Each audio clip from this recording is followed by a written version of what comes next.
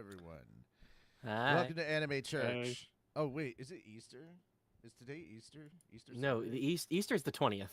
I was fixing to say, I was like, dude, what the fuck? Somebody said Happy Easter, and I'm like, wait a minute. Is it? I mean, I don't know. I don't pay attention to such things. But also, I mean, second hello. best holiday of the year is the day after Easter. Why? Your chocolate goes on sale again. Yeah? November 1st and February 6th. Yeah, February 15th have it. I think they have the lock on the candy and chocolate sales. Also, the way things have been going lately, all that shit's pretty much gone the day after, so it's not as true as it once was, sadly. Yeah, they just put it on a shelf and save it for next year.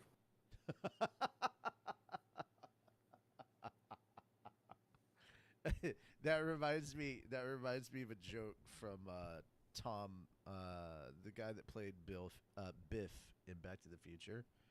He was like, "Do Skittles ever digest? You could be at a 4th of July barbecue. You can't just Halloween Skittle." God. Oh man, it's so good. It's so true. All right, hello everyone. Welcome to Anime Church, the church where you can cosplay and no one will judge you for it. I am Richie Roberts, your Minister of Science and Technology. I'm Moonlight Sparks, your Minister of Arceology. Praise Arceus. And I'm Fenrir Saru, your patron saint of snackos and alcohol. We've got a lot to talk about. Nintendo made an oopsie. Well, actually, oopsies require that it not be on purpose. Nintendo done fucked up, and we're going to talk about it. Also, CinemaCon was this week. We're going to talk about some of that. And we got a bunch of other stuff, like the Anime Awards are officially, the nominations have officially been announced. So let's go have a look at those later and complain about it. Yeah. Yep. This is literally the Yay. bitch episode. We're going to bitch about everything. Except for Yeah, we've except got for a lot to CinemaCon. bitch about. Except for CinemaCon, oddly. That's Yeah. the happy stuff. Also, we have some pretty cool Gundam news. I didn't realize this. Fenris, fuck do I feel old now. Gundam Wing is 30 years old this year. I know. Fuck. Okay. Yep. I- That's it. I officially quit life. I feel too old. Oh, man. I remember watching that on Toonami back in the day. The I remember OG being Toonami, super not excited. the remake. I remember being so excited when they announced they were going to play Endless Waltz. Right? Oh. And I purposely avoided a family event just to watch it. I purposely avoid family events because I can, you know? All right. But yeah, we got a lot to talk about. Let's go ahead and get started.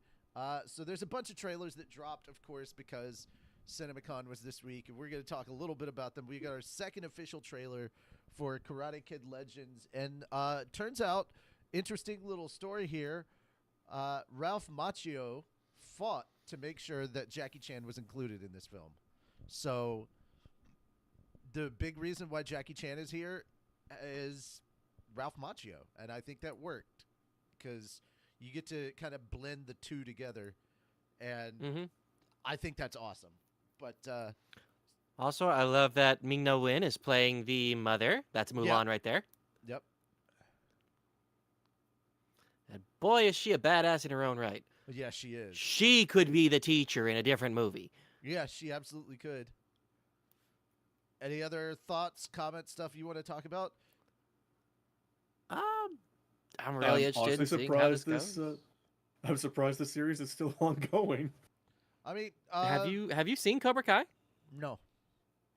Oh, it's worth it. It's worth the watch. It's really good. I do know that Cobra Kai is like has done really, really well. From my understanding, it has finished. It did 6 seasons, and Cobra Kai is now done. But like, I believe so. I have not it's- finished it. I think I I know stopped that somewhere in it season is- 5. I know that it is really, really well received. So my only thing is I have no idea if this is just if this is connected from Cobra Kai or not. If it is, I guess I gotta watch Cobra Kai. But I don't. I literally just So, stopped it Netflix. I don't want to. it might have a little bit to do with Cobra Kai, but not much. Okay. Because it looks like the biggest connection to Cobra Kai was just that they're probably gonna mention something about how Ralph's character, I forgot his fucking name, is teaching, karate and stuff. Daniel And LaRusso.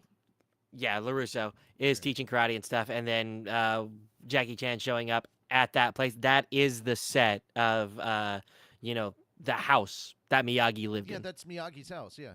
Yeah, exactly. And that was also a big thing in the series.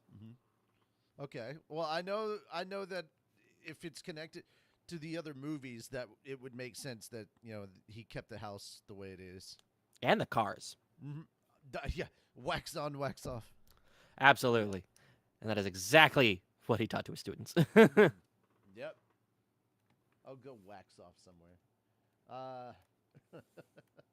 Oh wow, Jet Li's talking about stuff on. Okay. Oh no, that's an old one. Okay, because that's Conan O'Brien, and I'm like, he's not doing late night anymore. All right, but yeah, this is combining the remake of Karate Kid back in the 20-teens and the current saga going on, I would guess, with Cobra Kai and the old guard of Karate Kid. So that's what we've got going on there. Oh goodness. On to the next one. We have okay. I watched this with Fenris. Fenris and I watched this together. About this. When we first saw this, Fenris and I watched this together, and we laughed out loud so much. It is a little. All right, I will say one thing. I did see one reaction where somebody was saying, like it looked like there was too much blood and stuff, and that the old one was more slapstick, and that they wish it was slapstick. And I'm like, I can kind of agree on that, because like the whole thing of what made Naked Gun what it wasn't like hyper violent. It was kind of old school Three Stooges style comedy, and I'm here for Yeah. it. Yeah. It was kind of like being Hot Shots. That being said, we laughed out loud so many times for just a 1 minute, 1 second trailer. This was hilarious. It's so good. And I the best part is honestly everyone kneeling in front of their quote unquote father. Yeah. And then he gets to the black guy and he's like, no. Oh no! That ain't it. It's not the black guy. That's O.J. Simpson. Oh, Do you shit, not I know? never even realized. Did you? I didn't realize that was OJ. That's O.J. Simpson. That's why they made that joke. Ah, it's even better. It's not simply because he's black. God damn it, Moon. Shit. Look, That- I didn't know that was OJ. That's the only thing I could think of was just like, oh, All they're black not all people related. look the same to him, ladies and gentlemen. He's That is racist. not what You'll I have to said, forgive you him. asshole. Shut the fuck up. He's from Georgia. You'll have to forgive him. Fuck you. You're from Tennessee. You're just as bad. No, I'm not. Yes, you are. I'm far closer north. I don't care. Just as bad. He's a Still part of the Farquaad, South. Yeah. Still I'm part a of the Civil. Farquaad. I'm Farquaad. Still part of the Farquaad. Civil. Yeah, there you are. Farquaad. Yeah, that's... Lord Farquaad the Fifth. Yes. That being said, man, yeah. So, yeah, that's O.J. Simpson. That's why it's so funny. This part Yeah. right here got me Never right read that. away. Oh my That's god. the son of the police. Oh, Yeah. shit. One of the. All right. So the director is one of the guys from The Lonely Island. That makes sense. Yep. It does. Oh, which one is it? Akiva Schaffer? The fucking underwear, man. I'm so glad that they didn't just try and do a reboot. They're like, no. This is his son. And I'm like, okay, totally That- makes sense. There's Yeah. that's about the only way they could Yeah. stay true and respect the original. Also, all right. So Frank Drebin, all-time bad guy catcher.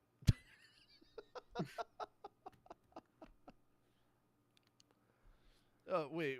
Oh, Okay, so man. no extra stuff for that. Just in memory of your dedication. is all they have for the others. But Frank Trevor's the only one that's got the special stuff on there. Nordberg, yep. No, we're not going to talk about OJ. It looks at the camera. The Nope, joke is nope. the Yeah, joke it's is just, literally because it's OJ. Have you seen the? That's original? fair. Okay. I've seen all three. Yes. Okay, I'm surprised you didn't know it was OJ. The biggest name I paid attention to was Leslie Nielsen because that motherfucker is hilarious. He really is, yeah. He carried getting every this- single comedy movie he was ever in. This is coming out August 1st, and this is I have to show up with snacks at the movie theater. Mm. That is what this is a strong hell fucking yes from me. Yeah. Mm-hmm.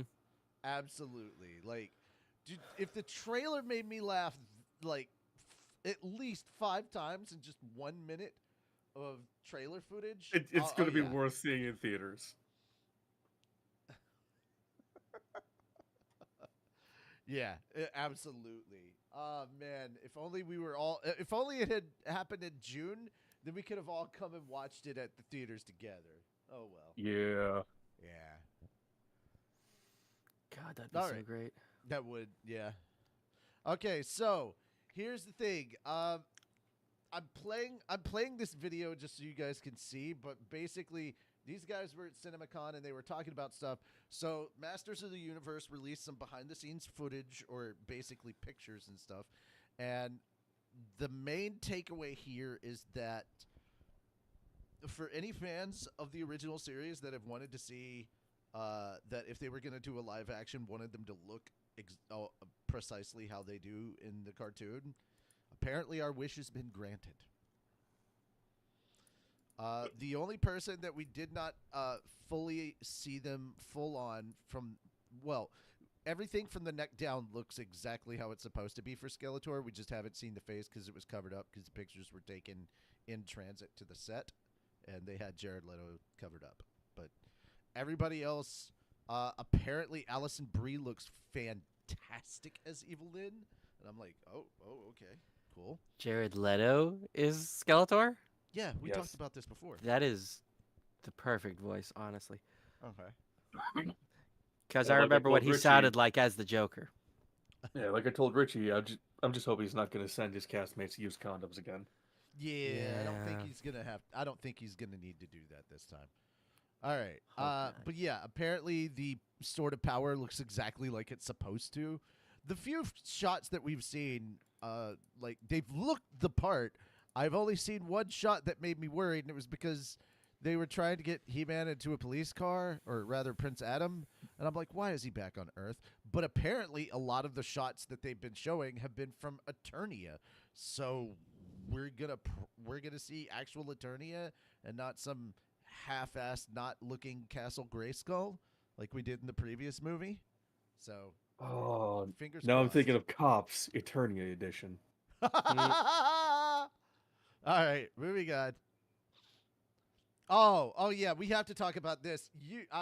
I love that you said that you were watching this just a little bit ago, Fenris. So we got the sneak peek for the new Superman movie, the upcoming Superman movie, and this one shows Krypto just being a dog. It's not kind to Superman. He's just Definitely a not. happy dog. It's- He wants to play, and unfortunately, his play He's super- is hurting Superman. He's super Like the excited first to thing he see does Superman.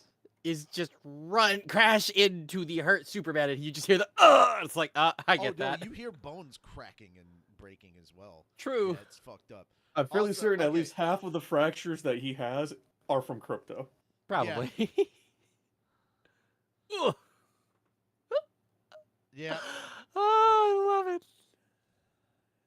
Also, they were saying that at the con when David Cornsweet came out and talked to them on stage and everything, he had like a little stubble going and everything, and everybody was saying he looked remarkably like Henry Cavill when he has his stubble and everything. The other thing they Nice. commented is like most people did not realize just how freaking tall. Oh God, I can't remember the actor's name, but the guy playing Lex Luthor, like how tall he is, because he's like 6'3", 6'4". He's tall, And then the lady playing Lois Lane, apparently she had a real sexy looking dress that was made out of Daily Planet articles about Superman. Nice. Yeah, I was like, oh, that's cool. So, yeah. And then, of course, as we move forward, we get the Fortress of Solitude coming out of the ground. The robots, which I believe the robot that's talking to him, which is the primary one, number 4, note, that is Alan Tudyk. Makes sense. Yeah, which it absolutely makes sense, but also it's just great that Star Wars has started a trend because K2SO, I don't care what anybody says, that's the best fucking character in all of Star Wars. iRobot started a trend. Meh. That was the very first android he ever was. Yeah, but that didn't start the trend. That just It absolutely did because robot. No, it did not. It did not start the trend because there was a huge dry spell for a long time. And then with K2SO, then he started getting more robot stuff. So I wouldn't say it's the beginning of the trend. It was the first foray into it, but I wouldn't say it was necessarily the beginning of the whole trend itself. It was the starting point of him voicing a robot. Yes.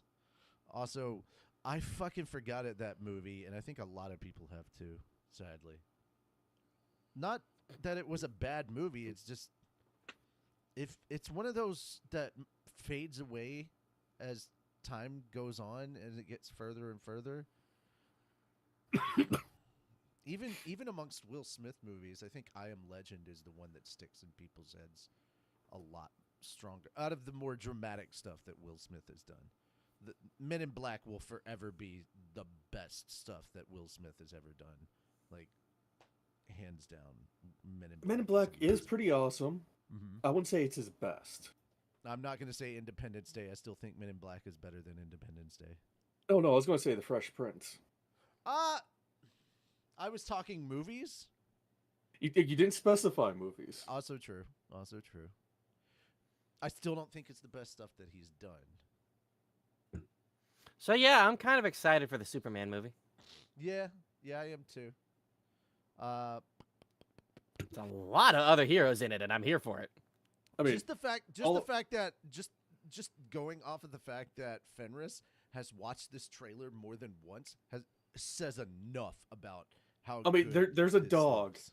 Like you put a dog in front of me, I'm gonna rewatch it, and that is all I want to see from the movie is just the dog. Just the dog. You just want to see Crypto. Well, I'm sorry to say. I just want to see the dog. Crypto's not going to be the whole movie, sadly. They already did a dog movie. It was animated. It had Kevin Hart and The Rock in it. Super Pets. Oh, that makes me even want to see it even less. Yeah. Well, The Rock was Batman's dog, and then I think it was Batman's dog. I can't remember. It was Batman's dog and Crypto. Only Crypto looked hella different than this. All right. Oh, you're talking about the CG movie? Yeah, CG animated Super Pets thing.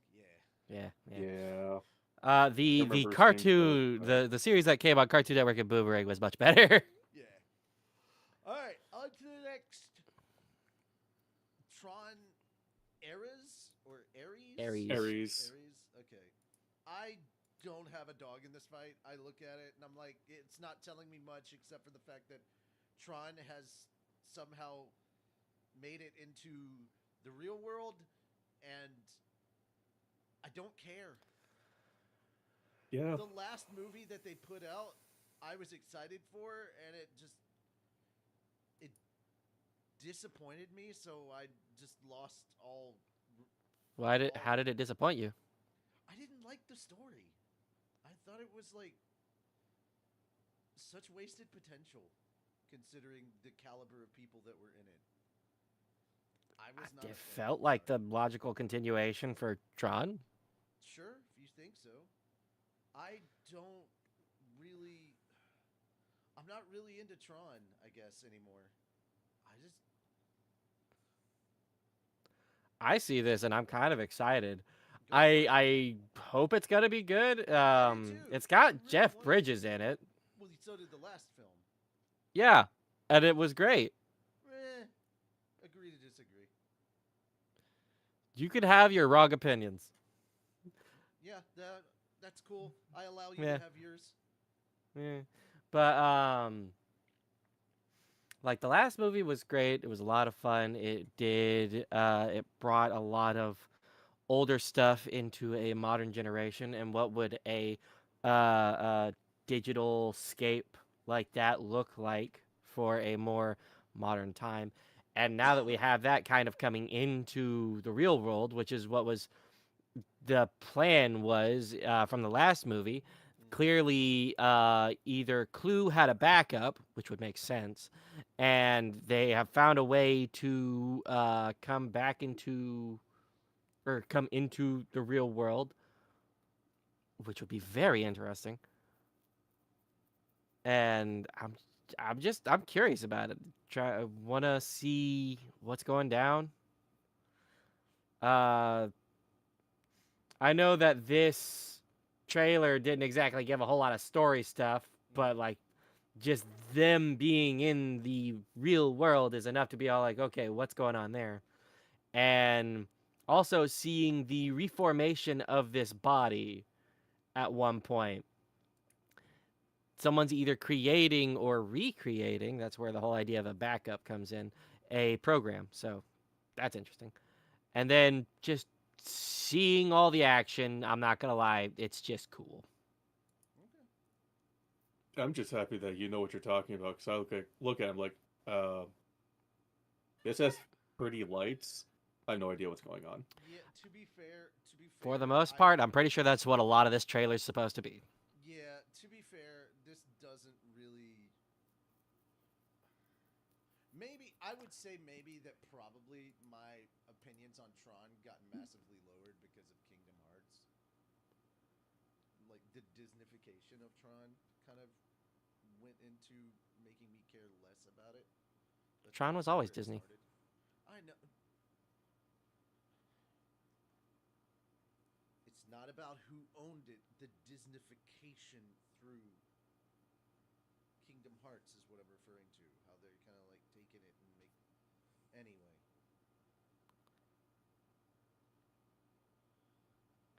I'm happy that you're excited.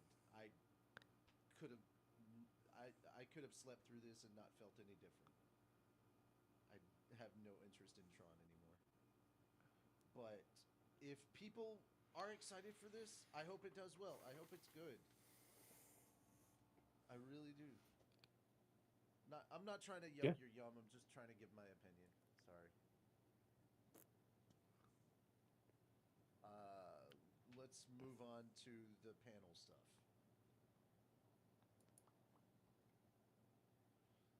All right. Oh yeah, that's right. There's a okay. We still do have a bunch more stuff. So for the Universal recap, at CinemaCon they were actually shown the full movie for How to Train Your Dragon. Son of a bitch! Yeah, How to Train Your Dragon live action, and uh, the the quick out of theater reviews that I've seen so far is that the first 10 minutes just ain't it. Like people were bored. They're like, why the hell did did this get made? This is dumb. And then as soon as Toothless shows up, everybody's like, ah, that's why.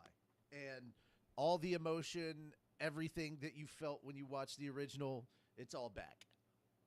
So as soon as Toothless shows up and the relationship between Hiccup and Toothless starts, like all of the real heart. Apparently, the first 10 minutes is very exposition heavy, and it like I don't know. The description was they were tell not show, and I'm like, oh, okay. But yeah, that's that. I will let you guys talk a bit about the. I didn't put this trailer in there because I didn't want us to be just overblown with trailers. But the Five Nights at Freddy's 2 movie, I never saw the first one. I I saw the first one. I'm so happy. I'm not into the franchise at all, so I have no dog in this fight. Oh, it's so cool. clearly they're going off of a continuation of what happened in the last film. It was I speculated that they could do a prequel sort of deal because technically Five Nights at Freddy's 2 happens before Five Nights at Freddy's 1, sort of. It's muddled. But oh, I am so excited. There is so much going on in here. First of all, we get to see an Indo power up. That's fun. Ooh. I don't even know. Oh my gosh, there's so much I want to say. Vanessa's still here, so that's interesting.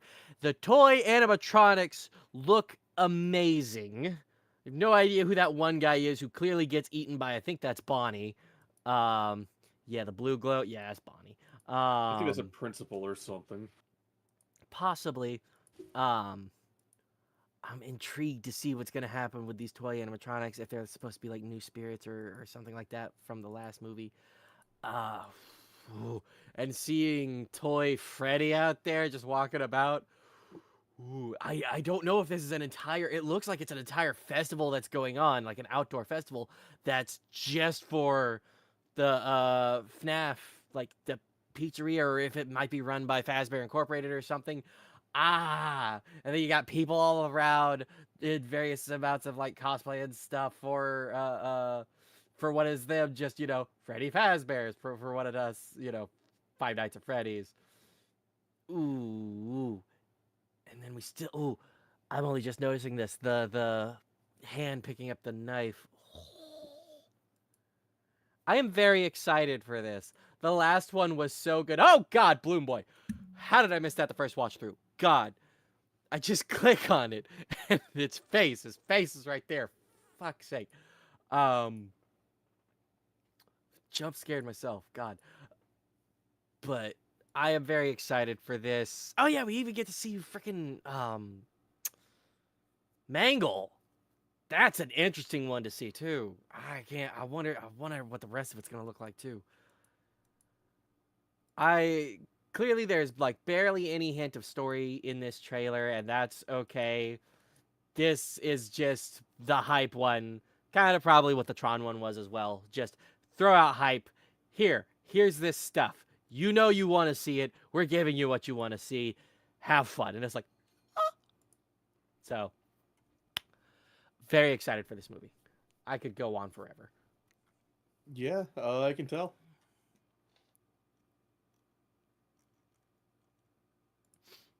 I have no dog in the Five Nights at Freddy's thing either. I know my niece is going to want to watch it, and I'll probably watch it with her at least once, and that'll be about it.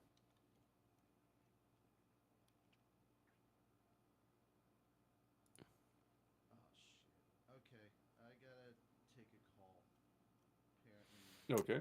Okay, we can talk about some of the other trailers that were there as well. Yeah, like Jurassic World Rebirth. This one that looked interesting. Favorite line from it is comparing pterodons to F-16s.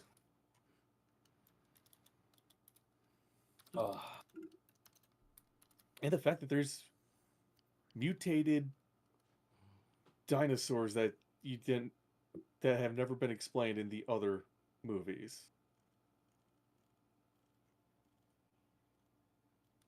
Plus, Scarlett Johansson. Yeah, fair. Everything's better with ScarJo. Yeah. Yeah. Looks like they're going back to the original island that housed Jurassic Park. Looks like there's Spinosauruses again, and of course a Mosasaur. Aside from that, oh.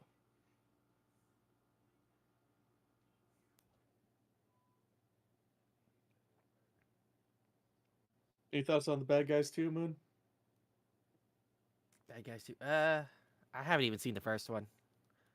I haven't either. It's the only other trailer in the article. I am pretty excited about the How to Train Your Dragons live action, at least. God, I wish I could have been there to see the whole fucking movie.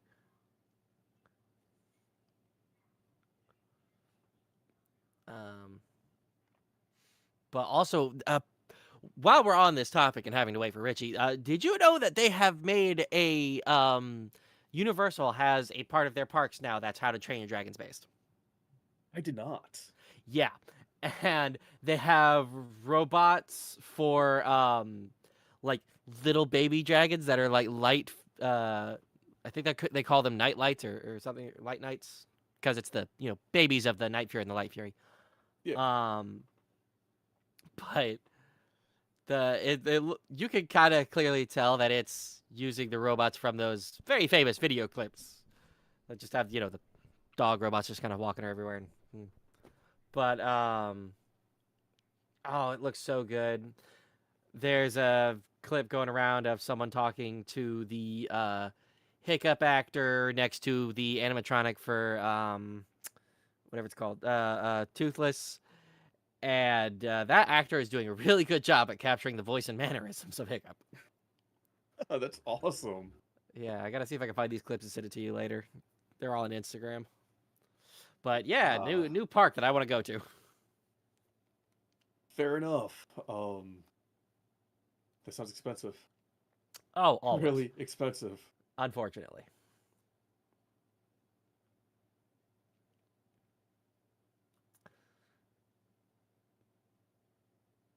Yeah, so aside from that, I don't know what else we can talk about. Well, should we move on to the next topic, or? Yeah, let's do it. All right. Richard can catch up once he gets back. Yep. So Paramount shows off action and animation at CinemaCon as Skydance merger looms. Paramount's Thursday CinemaCon presentation comes as the studio has hit a crossroads with its upcoming merger with Skydance, going through a lengthy government review process. This is expected to be the last time that Paramount chief Brian Robbins will be on the Las Vegas stage. I'm incredibly proud of what we've accomplished at Paramount amidst all the noise going on at our parent company, Robbins said in his speech, which reflected on the century-plus history of the Melrose studio that is about to move under David Ellison's ownership. Whenever he may exit, Robbins, along with a team that includes film president Mike Ireland and animation president Ramsey Naito, would leave behind a lengthy slate. Robbins listed some of those films in his opening remarks, which include Gina Prince Beethwood's adaptation of the book series Children of Blood and Bone, David Ayer's Heart of the Beast, and the next chapter of one of Paramount's most dependable franchises, Sonic the Hedgehog 4.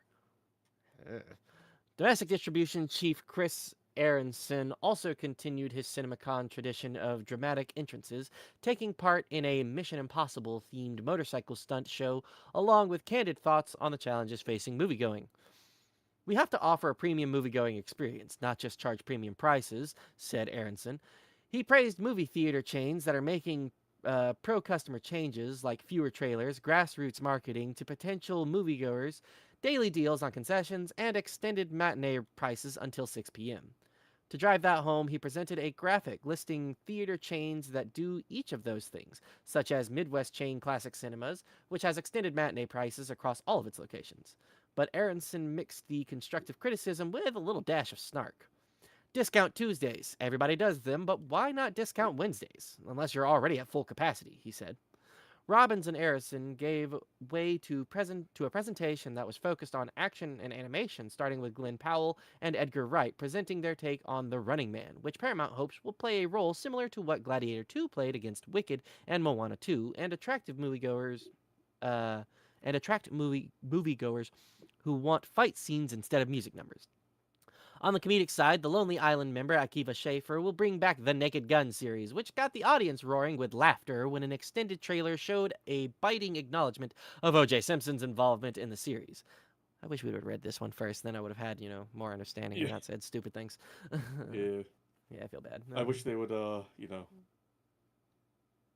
show us the extended trailer. There's an extended trailer? Shit. You just said that they saw an extended trailer. Shit, okay. I'm not comprehending. Does that make sense? Damn it, Moon. Shut up. Ramsey Naito also took the stage to announce the new title for The Legend of Aang, The Last Airbender, and new trailers for The Smurfs and SpongeBob SquarePants, The Search for SquarePants. And at the end of the show, Tom Cruise took the stage to reveal a new trailer for Mission Impossible: The Final Reckoning, and to present the film's director, Christopher McQuarrie, with the CinemaCon Director of the Year award. He also took a moment to honor the late Val Kilmer, with whom he shared the screen on both Top Gun films. Val Kilmer was in Top Gun? Yeah. Oh, yeah! Yeah, I remember now. I had to think of the face.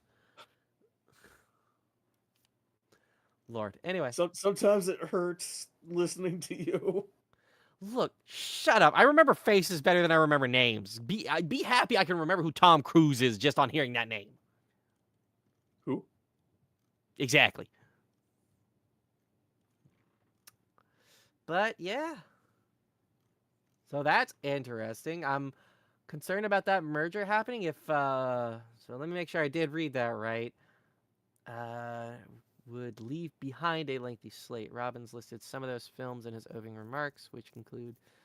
Okay, so they're still gonna have it, so they hopefully will still be putting it out with no issues, and hopefully the Sonic movies will be just continue to be wonderful.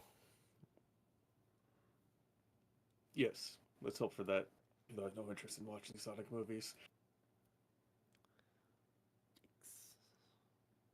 I'm sorry, one of my nieces ruined Sonic for me by watching it on repeat for 3 months straight. Watching which one? The Sonic movie? Sonic 1 and Sonic 2. Ah, fair enough. Just wait, Sonic 3 will be thrown in the mix. Oh, she if doesn't it live hasn't with me already. anymore, so I don't have to worry about that. Oh, fair enough. At least they're good movies. Yes, they were. Until the 300th Fifth time. time. Oh. Look, I love the movies, but I also understand watching something on repeat so many times will get you. It was literally 1, then 2, then 1, then 2, then 1, then 2 for 20 hours a day for 3 months. Hey, for her attention span, though, like, it was practically like years between. She didn't watch them most of the time. She just wanted the background noise. That's fair. Hi, back. I'm Moon. To unmute myself. There we go. I've unmuted myself on the stream. So I am back. Hello. Thank you, guys. I appreciate it. Hi, back. I'm Moon. Hush. All right. So did y'all just cover all the Universal stuff, or did you cover everything? So we covered the Universal stuff, and then we moved on to we're currently wrapping up the Paramount stuff. Okay. Yeah, unfortunately, I stepped away, so I wasn't able to keep scrolling down to all the other things and all the other trailers that were being talked about in the Paramount section. Sorry about that. So you had trouble remembering Tom Cruise's name? No, I had trouble remembering Val Kilmer's face. Oh, he was the third Batman. I got that. In the 90s, yeah. That's honestly how I had to remember it. Because I was like, Val Kilmer, he was in Top Gun? And then I remember the face in Batman, and they're like, oh, yeah! Third Batman film. Yeah, apparently there's 3 more trailers from CinemaCon. There's a lot more. All right. On to Warner Brothers. Let's talk about that real quick. So we had one battle after another official trailer. There was the F1 official trailer for that has Brad Pitt in it. James Gunn's Superman, which we saw that. I think that's all the stuff for DC right now. Which, to be fair, that's what's launching their stuff.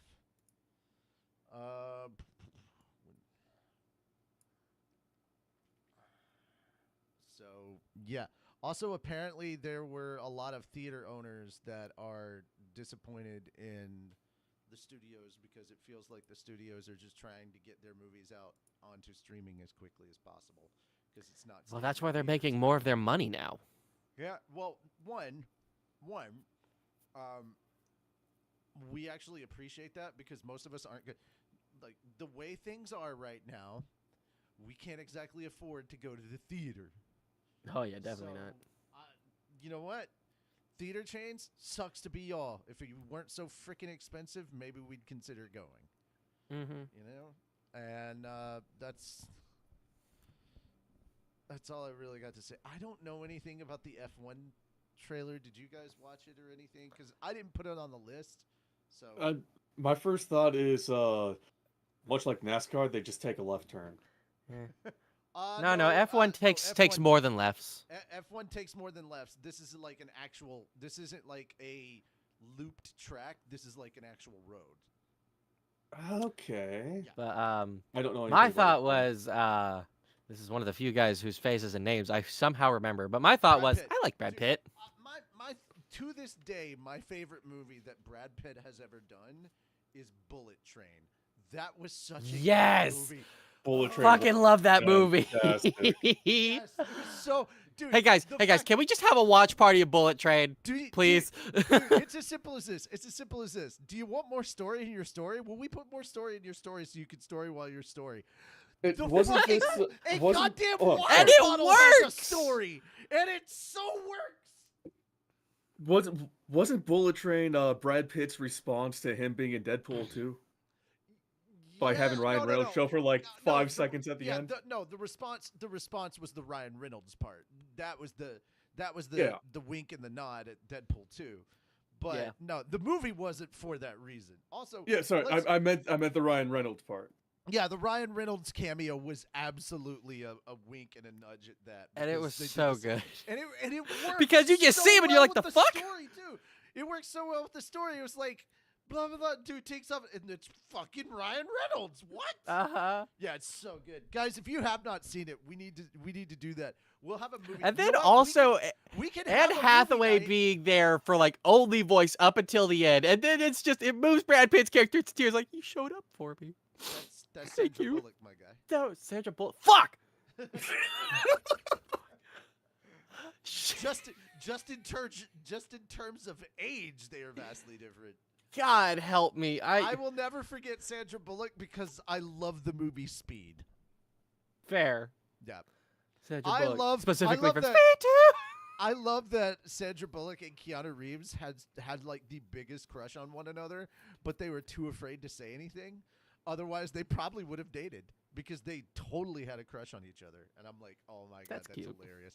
Yeah, they find out later. She's, oh, now you tell me. Now that I'm married, you tell me. That was so good. But yeah, I'm curious. I may check out this trailer later. I just don't know. All right. To be fair, though, I am slightly interested in this because I watched Ford v Ferrari, and that was freaking fantastic. I was surprised at how much I enjoyed watching that movie. But I mean, you know, you're talking about Matt Damon and oh god, the guy that played Batman in the Dark Knight trilogy, Christian Bale. Yeah, the two of them were fantastic with one another. Like, it was so good. Just seeing the two of them just work. Also, if you had not seen clips for Ford v Ferrari on YouTube, you should. They're very good. Oh man, it's literally how the Shelby GT got made for Ford. Ford was like, yeah, we want to make a race car. We want a race car that could kick some serious ass. And we're like, all right, yeah, it's pretty cool. Anyway, more or less, the Warner Brothers stuff didn't seem like they had a lot that we as moviegoers would appreciate. I think most of the other stuff was for theater owners. And Disney dropped a big BTS of the Thunderbolts, and apparently everybody except for the Winter Soldier was there. So, because apparently the actor is out filming something right now. Yeah. So here are the big things. Sue Storm is pregnant. Okay, a lot of us knew that she was going to be pregnant in the movie. Quinta Brunson is voicing Kwelka, and the Avengers Doomsday cast is yet to be completed. So, as we figured, that was not all of the cast that's going to be in Avengers Doomsday when they did their big chair reveal. So, yeah. Those were some of the big things. Those were just a few of the announcements, though, at Walt Disney Studios. It did its showcase of the Disney live action, Marvel Studios, Pixar Animation, and Walt Disney Animation Studios, 20th Century Studios, and Searchlight Pictures. So they gave exclusive details about Lilo and Stitch, Freakier Friday, Tron Ares, The Amateur, Predator, Badlands. Ooh. Okay. I didn't hear anything about Predator Badlands. I wish I had heard some more about that. Because the last Predator movie they did was really good. Deliver Me from Nowhere. Which one? Ella What McKay. was the last one you watched?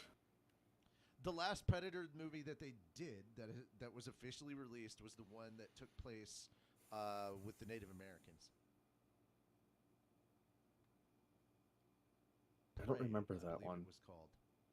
Okay. Yeah, it was. 'Cause It was the last one I released on remember Hulu. seeing. It was released on Yeah, Hulu. the last one. Yeah, okay, that would explain it. Yeah. I mean, the outside of the first two movies, the only Predator movie, aside from Prey, that I think even had a chance of like doing well, was the one where they were all stuck on a planet and they were all fucking convicts or war. Yeah, Predators. Yeah, Predators was the last time I saw a good Predator movie. But no, if you haven't seen Prey, please go look that up. It's damn good. I don't have Hulu. You don't need to. I didn't. Did you, at any point in time where I asked you to go look it up, did you hear me say the word legal means? And yes, I know that's 2 words. But yeah. Okay, so The Roses, Thunderbolts, Avengers Doomsday, The Fantastic Four First Steps, Elio. Wait, Zootopia 2. They're actually finally doing that? Thank God. Apparently. And Avatar Fire and Ash. I haven't seen the second Avatar movie, so I have no Neither have I. dog in that fight. Okay. I honestly don't even care first about the up was a Avatar clip series. from the live-action Lilo and Stitch, which we're all looking forward to, which is coming out May 23rd. Freakier Friday. I'm not like. I just don't understand why they're making a sequel. Nah, I I don't. don't either. I mean, it's nice to see. It's nice to see that Lindsay Lohan is doing better and she looks healthier and she's over her addictions. I'm glad for that. Absolutely glad for that. I just don't know why. And it's this always a film treat to see specifically- Jamie Lee Curtis. It is. It is. It's such a shame. It's such a shame that I think this is the film that kept her from being in the One Piece series. as I Dr. hope Kureha. not. Yeah. All right. Tron Ares, we already talked about. The Amateur. Oh, Remy Malik and Lawrence Fishburne. The film premieres in just a few days, opening nationwide. Fans treated to an exclusive clip of the Jamie Lee espionage Curtis thriller. could make a comeback That's though if we right. get to shit, what is it? Boa Hancock, the old lady. Yeah, she'd have to be really tiny. Anyhow, no, I just remembered The Amateur here. The trailer for It looks I was really like, what good. about- Yeah, I remember seeing the trailer for this. Like, dude's wife is like works for like the CIA or something. Or no, dude is an analyst, and his wife works in the field. She dies, and he goes, "All right, I'm gonna go find the people that were responsible for this and kill them." And they're like, "You can't do that." He goes, "Watch me." This is kind of the whole thing. Okay, Predator Badlands. Elle Fanning was on hand to share a first look at the next installment in the Predator franchise. She will play Thea, an upcoming sci-fi in the upcoming sci-fi horror film, which is set in the future on a remote planet where a young predator outcast from his clan finds an unlikely ally in Thea and embarks on a treacherous journey in search of the ultimate adversary. Predator Badlands premieres November 7th. Okay. I have thoughts on this description. And That they're leaning sounds towards- like a. They're leaning towards a positive. They're leaning towards a very positive place because this sounds similar to some Predator books that were released that I liked a lot. And before anybody says anything, oh, predators don't work with humans. Yes, they fucking do. Yes, they Alien do. versus Predator. Not even talking about just the movies. I mean, like, literally, humans taken into a clan of predators. that happens. Yeah, the main Like- character or the main guy from the Predators movie was brought into the Predator Yeah. clan. Their thing is if you prove yourself worthy, they will treat you with Yeah, respect. They're like, dude, if you prove yourself a worthy enough hunter, you are one of them. Your species does not matter. That's the ultimate form of brotherhood right there. Hmm. Yeah. Deliver Me from Nowhere. And everywhere, all at once. Ellen McKay. Jamie Lee Curtis made her second appearance of the night alongside Emma McKay to share a first look at the comedy Ella McKay. The film is about the complicated politics that arise when a young woman's stressful career clashes with her chaotic family life. It also stars Woody Harrelson, Ayo Edebiri, Kumail Nanjiani, and more. Okay. The Roses. Oh, okay. So this is going to be interesting because that's Olivia Colman and Benedict Cumberbatch. Benedict Flappy Batch. The new Searchlight Pictures comedy stars Benedict Cumberbatch and Olivia Colman as a couple going through an intense divorce. They have successful careers, a loving marriage, great kids, but beneath the facade of their supposed ideal life, a storm is brewing. Okay. Seems This is- interesting. Also, I Yeah. just like anything that has bend to stick cummerbund. The Thunderbolts, which is the one Marvel movie that is coming out soon that I do want to see, coming out May 2nd. I'll probably go and see it, mostly because I love Florence Pugh. She's just great. And David Harbour is hilarious as Red Guardian. All I need to know is that Red Guardian is back, and we got Florence Pugh as the Black Widow's sister. I can't remember the character's name at the moment, but yeah. I'm so here for that. Did you miss Nintendo? No, you didn't miss Nintendo. We're still on CinemaCon. Oh, we're getting there. We're getting Yeah, there. we've been on CinemaCon for an hour. I had to take a phone call, and so that kind of moved us a little bit. All right, Avengers Doomsday, which is coming out next year. They announced some more stuff like, hey guys, the official chair lineup, that's not everybody. We were like, no shit. Where's the call? I'm going to have to send you an invite. We're not ready yet. Hang on. I'll have to send you an invite to the server because you're not in that server anymore. I removed pretty much everybody. It's become just the Anime Church server. All right. And sent. All right. So there's Avengers Doomsday. And then, oh, yeah, the Fantastic Four First Steps. Elio, which is a Zoe Saldana film. It's a Pixar series. Okay, or it's a Pixar show. I don't know how to pronounce that name. I'm not going to try. Must form new bonds with eccentric alien life forms, navigate a crisis of intergalactic proportions, and somehow discover who and where he is truly meant to be. This is coming out in June, at the end of June, June 20th. So this is a Pixar series featuring that is starring Zoe Saldana. Zootopia 2. Ke Huy Quan appeared on stage to announce the Quentin Brunson would be voicing a new character in Zootopia sequel.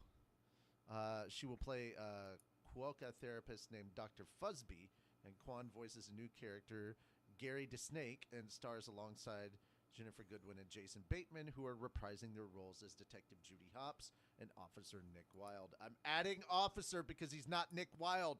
He was officially made a police officer. The film premieres in theaters November 26th. I'm looking forward to that. I love Zootopia. It's good stuff. You didn't have to because they're detectives. Detectives Judy Hopps and Nick Wilde. I thought he was just Officer Nick Wilde. No, they were both made detectives. How dare.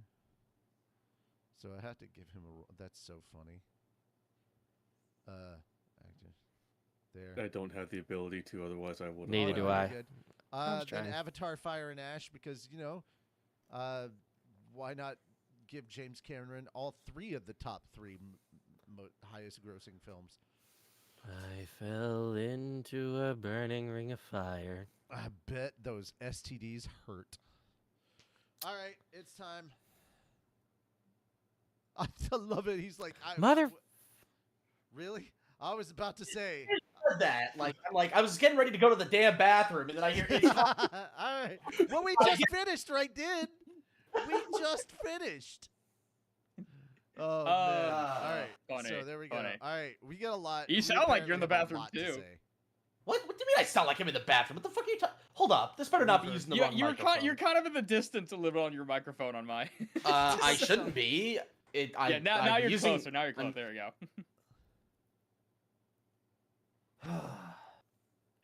Fuck Nintendo. Okay. Dude, it does not matter. It does not matter because we're not recording. We're just streaming. We're okay. I know. Yeah. All right. Okay. So, okay. So I'm gonna run to the bathroom, but let me just start off with saying fuck Nintendo. Okay. It's almost like Nintendo went for the consumer, and the consumer was like, "What are you here for? Your ass, Your wallet. your which is attached to Specifically the your wallet in your ass pocket. They're all in the ass pocket. All right. Good. Okay. Well, all right. If it's not in your back pocket, it's in the front butt pocket. So there you go. Or like the actual normal pockets. Like normal people. So, guys, yeah, all right, here's the thing. We're going to talk a lot of shit on Nintendo, but let's at least talk about some of the positive. I'm out for No. that. I want to start with the positives. Hold on. Mm-hmm. The specs for the Switch 2, absolutely good. I'm glad. Oh yeah, Sonic. I think you and However- me are probably like the biggest Nintendo fans here. However, Yes. However, keep in mind that these specs that they're just getting to are now 5 years old. So Yeah, I they're had to, catching up. It comes with a grain of salt here that they finally caught up, and they're not 2 generations behind.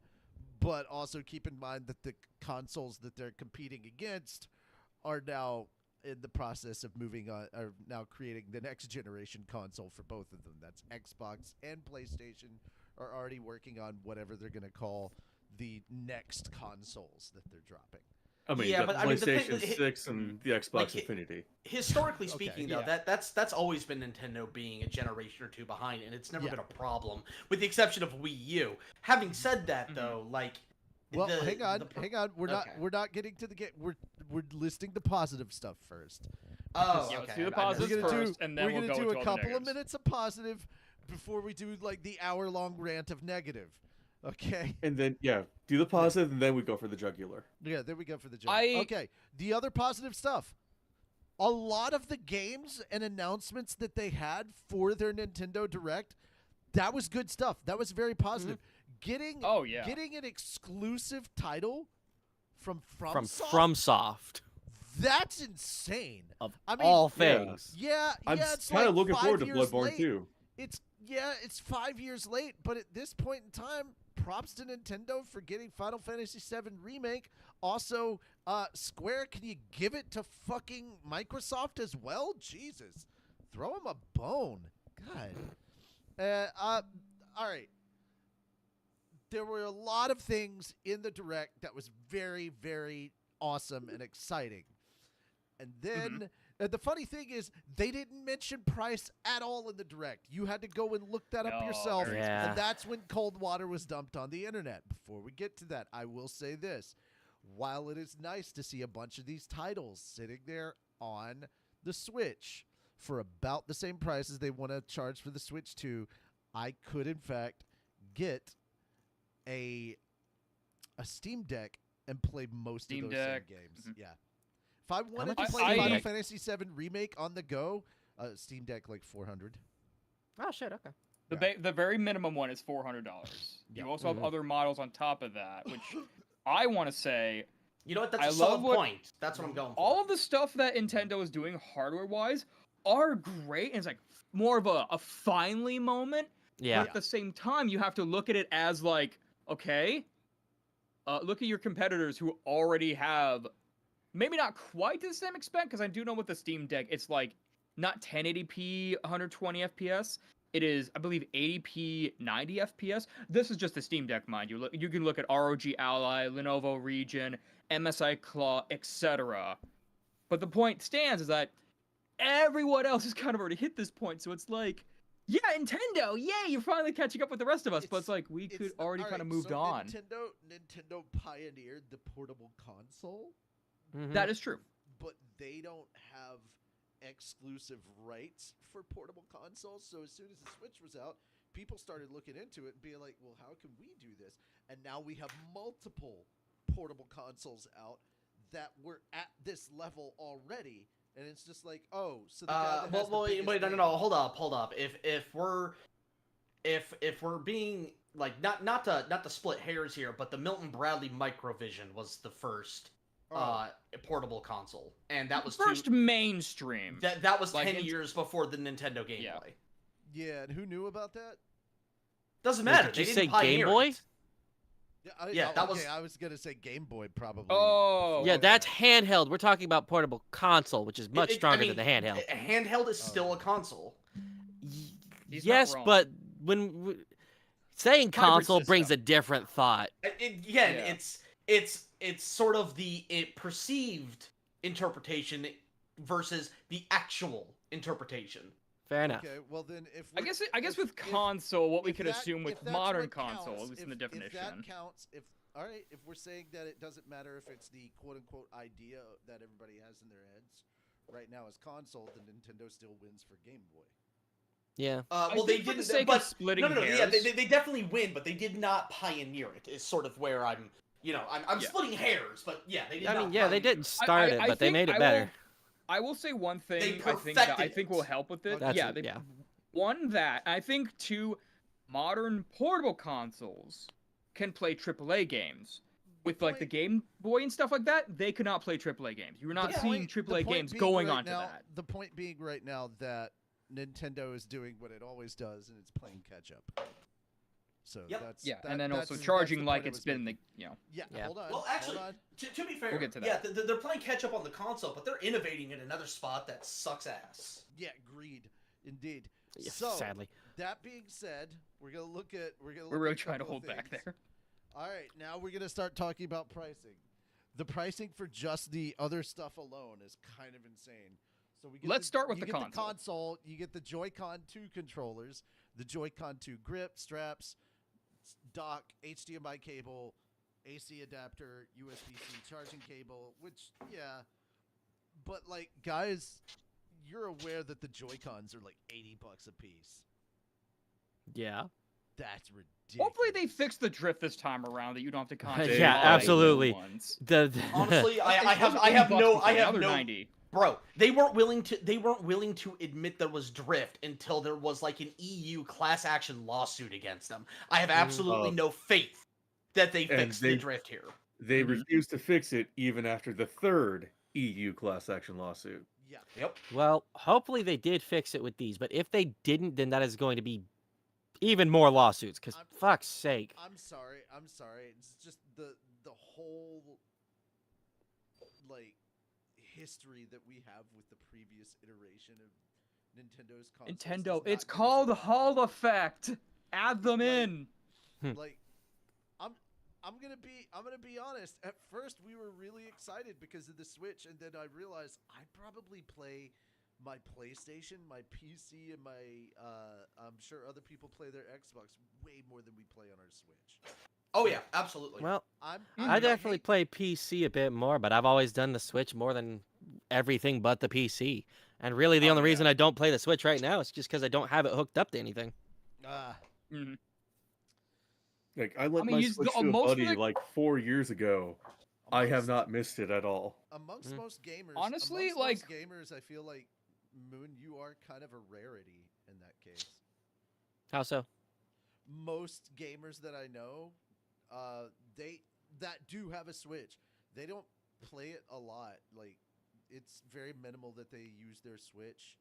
I think the last time I used it was when I was playing the Suika game while I was working out at the gym. Well- and that was Well, I think probably- part of that also comes from the games that you like to play. For instance, I do Yeah. love True. Pokemon. I love the Mhm. Legend of Zelda series, both the regular titles and the Warriors titles, Mhm. because those have been a lot of fun. Mario Kart's always a good time, even if you're just playing on your own. Smash is fun, and Smash, like the most recent Smash, was a lot of fun. Their story was pretty damn good, and I enjoy playing a lot of that. And sometimes I also don't want to sit in my computer chair and do stuff. It's nice to just lean back in like a couch or some shit. If I'm in my computer chair, I'm comfortable, but it's bad for me. Put it that way. I'm leaning back in my computer chair. I'm guessing. I do that too, but then I also like shift around and stuff, and I'm leaning in too many ways, and yeah, One thing my I've- spine does not like me Well, sometimes. and- Oh, and you listed off a lot of stuff that I think is very popular for Nintendo. However, Mhm. like the only thing I care about that Nintendo puts out right now is Zelda. Stuff from the Zelda franchise that I didn't grow up with Pokemon, so I have no attachment to it. Smash, like I played Smash early on, but then I got introduced to competitive Smash, and I was like, And yeah, that sucks. No. Yeah. Yeah. Yeah, no. no. I cannot play with Edgar. The toxicity of competitive Smash made me lose all taste for Smash. I never want Yeah. to look at it Oh again. Yeah. God, I I- remember. I love remember Smash having so a friend much, who but did I that. can't play with Edgar and some of my other I friends kind of- because they're like, okay, it's got to be this. We got to have items off, and I'm like, where's my fun? Yeah. Yeah, no, I agree. I- I literally I actually had a friend who would ask us if he wanted to play Smash. And it got to a point eventually where all like the other three of us were like, no, we don't want to play with you. It's just that really is you like wanting to flex on us how much better you are than us. And literally his response to that was a Jacksepticeye like, just don't suck. Okay? feel And like- yeah, I see, feel that's our like- point right there. No. I also feel like it does feel like I outgrew Mario, but it's less that I outgrew Mario and more just like I have so many other games that I need to get to that I want to play Yep. that it got put on the back burner, and I just kind of don't have the same need or feeling that I want to play it as I used to. It's not. That's fair. Boy, necessarily that I backlog outgrew of it. games you got there is as big as a dumpster pile. Yeah, Like we, yeah. So- you don't need to worry about another generation of And games. that That's brings it. us to the most important point: the price of these games.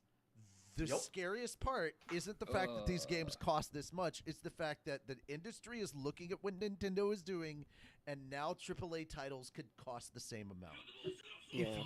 Now the rumor that GTA 6 is going to cost $100, that doesn't seem like a rumor anymore. In fact, I won't be surprised if the base price is 100 and you end up at 150 for the highest.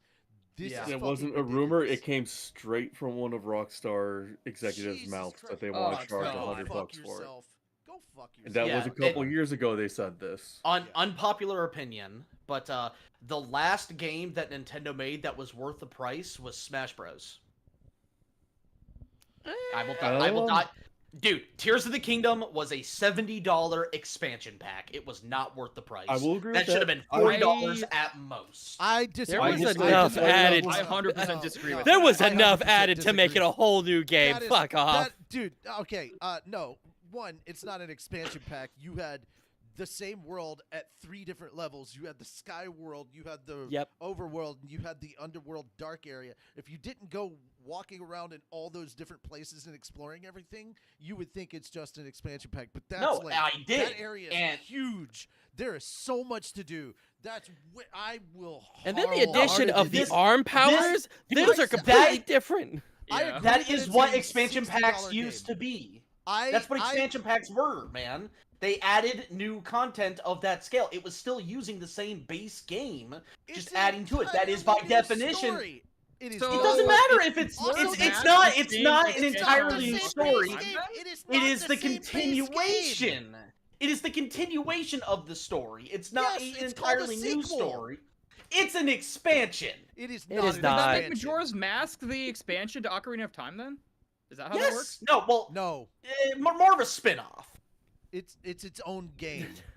Yeah, Majora's Mask is But more it's of a all an spin-off. engine. It's Yeah, all like but- when it came yeah. out- All the when it same came out, there engine, like- wasn't like a 3 branching timeline thing. It Or, like, was same just assets and considered everything. a sequel to Ocarina. So, by that question, would it be an expansion or would it be It an was- actual sequel? it was a sequel because there was aside from the characters and the models, everything else was different. Okay. So if we don't Breath- leave to a different location, if we stay in the same location, just slightly different, and tell a story that exists in this same location, but we do change up the mechanics of gameplay and everything, that's still an expansion? So I would say so, yes. No, so hold I on. Does disagree that mean wholeheartedly. shit? What's it called? I mean, that's why I would call Diablo 2 Lord of Destruction expansion. They added a continuated story, or a new they continued the story, new classes, new items, new bosses. That's an expansion. It's the exact same thing. It's an expansion. So is GTA 5 an expansion of San Andreas?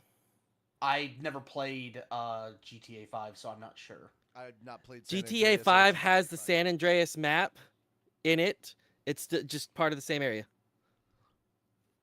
Really? I didn't know that. I didn't know that. Yeah. Yeah. Okay. So, just a huge agree to Well, disagree. given that it's, I would assume that it's a whole new engine. I also disagree that it would be a $40 price tag. No, $60 I can understand. I think it is a full game because you're talking about the time that you can spend and the amount of content in it. I define an expansion by the type of content. So when I talk about like Destiny and I talk about like Destiny in its big base game when it released, and then you have like all the content that comes after, all of that stuff is not nearly the amount of what you get when you played the base game. It's not the same. So that's what I consider an expansion. To me, it's more of the same, but with a few different venues. Like I have tried on 8 different occasions to. You could say the same thing for all Legend of Zeldas. Yeah, then there's no such No, thing. but And Mario's. There's no such Okay. thing. Then every Zelda after the first one is just an expansion. No. Okay, first of all, all those other ones are on like a new engine. It is sort of the same story rehashed. It is new characters, new looks, new mechanics, like across the board. Not just now you can play it's Zelda nuts and bolts. My dude, the amount of top-down Zelda games that have been played that are just a rehashing of Link to the Past. Oh yeah. But those are all regardless. different games. Those are all different games that take place either in a slightly alternate universe or take place later in the timeline of that particular thing. Are those all expansions because it's basically the same mechanics and layout, just updated graphics? Like, what is that? Would it be on a different engine, or is it like the design philosophy different?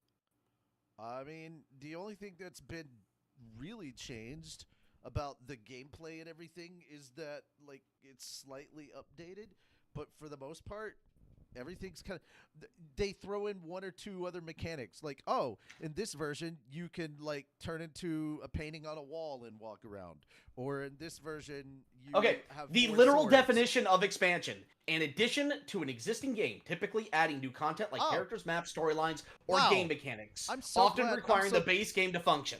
I'm so glad to hear that. Hey, Fenris, did you know that Resident Evil 0 has 8 other expansions? Technically, 0 is not the base game. Resident Evil 1 is.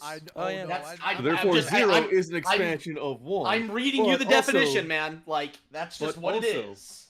0 takes place in a completely separate area than 1. Yeah, it shares some same maps of 2, but nothing in comparison to 1 aside from the characters. I'm so glad. And I'm so glad I said that. I just wanted to set you off. Can I circle back real quick to the? Can I circle back to the Kingdom and Smash? Actually, going back to price real quick and the pricing and everything for those games. I think Tears of the Kingdom should have been a $60 game. I don't see it as a $40 game. Actually, but I also still don't see it as a $70 game. I actually want to talk about that here. I want to make a point on that. Go for it. I think Tears of the Kingdom exclusively. Specifically for this instance, we were supposed to be shitting on the price of games. Instead, we're getting into hold on. We're getting there. We're getting there. We're getting there. But hold up. Let me get. I think Tears of the Kingdom earned its $70 price tag. Let me explain why. It was a sequel to a game that literally was I don't know how like great compared to other launch titles it was a comparison. It was a very good one on a system that did very well, that Nintendo really needed to get good because the Wii U was absolute garbage. We all know this fact. It saved Nintendo, arguably, in a lot of ways. Yeah. And we're talking about a sequel that they delayed and delayed and delayed. And what's originally was planned to just be a series of expansions that they just had so much content and so many ideas, they wanted to make into its own. They decided to make its own game. And they delayed and delayed and delayed because they really wanted to make sure it was good. It had so much goodwill going into that game and so much that came out of it. I honestly, and I will say, and I will argue against it, every other game for the most part, that it's very hard to justify a $60 price tag and all that stuff. 70. They earned that $70 price tag. No, okay. I mean, A very hard thing to say. You Very raised hard. a lot of points, but none in defense of a $70 price tag. Yeah, no, I agree. Not a and single one of those. having said that, and I guarantee you I'm the minority here, but legit, I have tried on 8 separate occasions of genuine trying to force myself to beat Tears of the Kingdom, and every time I'm making a little bit more progress, the game it did not add enough for me to Wait, you actually haven't even enjoy beaten the story of the game, dude. It's just not interesting. The gameplay is to you, not Yeah, to other people. Yeah, Yeah, that's no, personal. this That's is the the- personal Just because That's you why I said- didn't enjoy it doesn't mean That's why I it does said- not earn its price tag. No, again, like I said, I'm in the minority. I know that. I have played and beaten this game 5 times. I think it absolutely is a $60 title, and it does not feel like an expansion. But at the same time, Sonic, I'm coming for you. No, nothing in this game screams I am a $70 title. I have played games that are way, way better than this. I will add something not to that as well. $70. I did use the $100 voucher to get it and a Pikmin 4 Also- on top of it. So I Also, really only Breath paid of the $50. Wild, Breath of the Wild So being there's the that. amazing success that it was does not justify the sequel being $70. Agreed. Yes. Fuck that. Breath of the Wild You was can't you can't add $10 to a sequel just because the previous one was the bomb.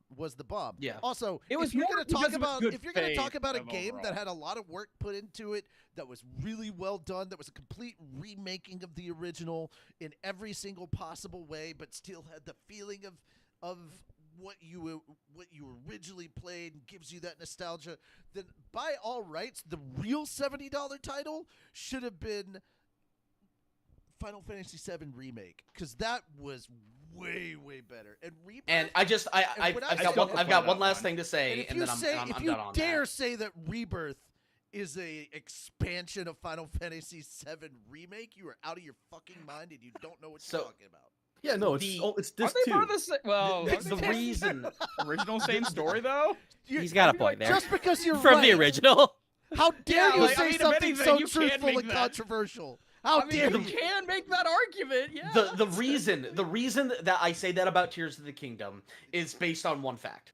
Yeah, When I you played didn't Breath, finish the game. no, it's not even that. When I played Breath of the Wild, even before I finished the game, it was the only game in recent memory that had me chomping at the bit, where I could not think of anything else other than playing that game while I was at work. I'm like, can't wait to get home and play this game. I felt like a kid in high school again, looking forward to getting home to playing my video games. Tears of the Kingdom, I'm just like, I guess I'll play it. Like, I have it, it's sitting there, and I'm just like, I have to force myself to play it. I don't with understand Tears how. of the or with Breath of the Wild, your Pro ZD with us. I could be playing Pokemon. I right now. honestly I could be have playing to- Pokemon right now. Oh, dude, I Yeah. despise the Pokemon franchise right now. No, I but have- I'm saying like I have for that's you. years. Like, I could be playing Breath of the Wild right now. I could be, Exactly. like, Yeah. doing No, those- that's exactly it. right.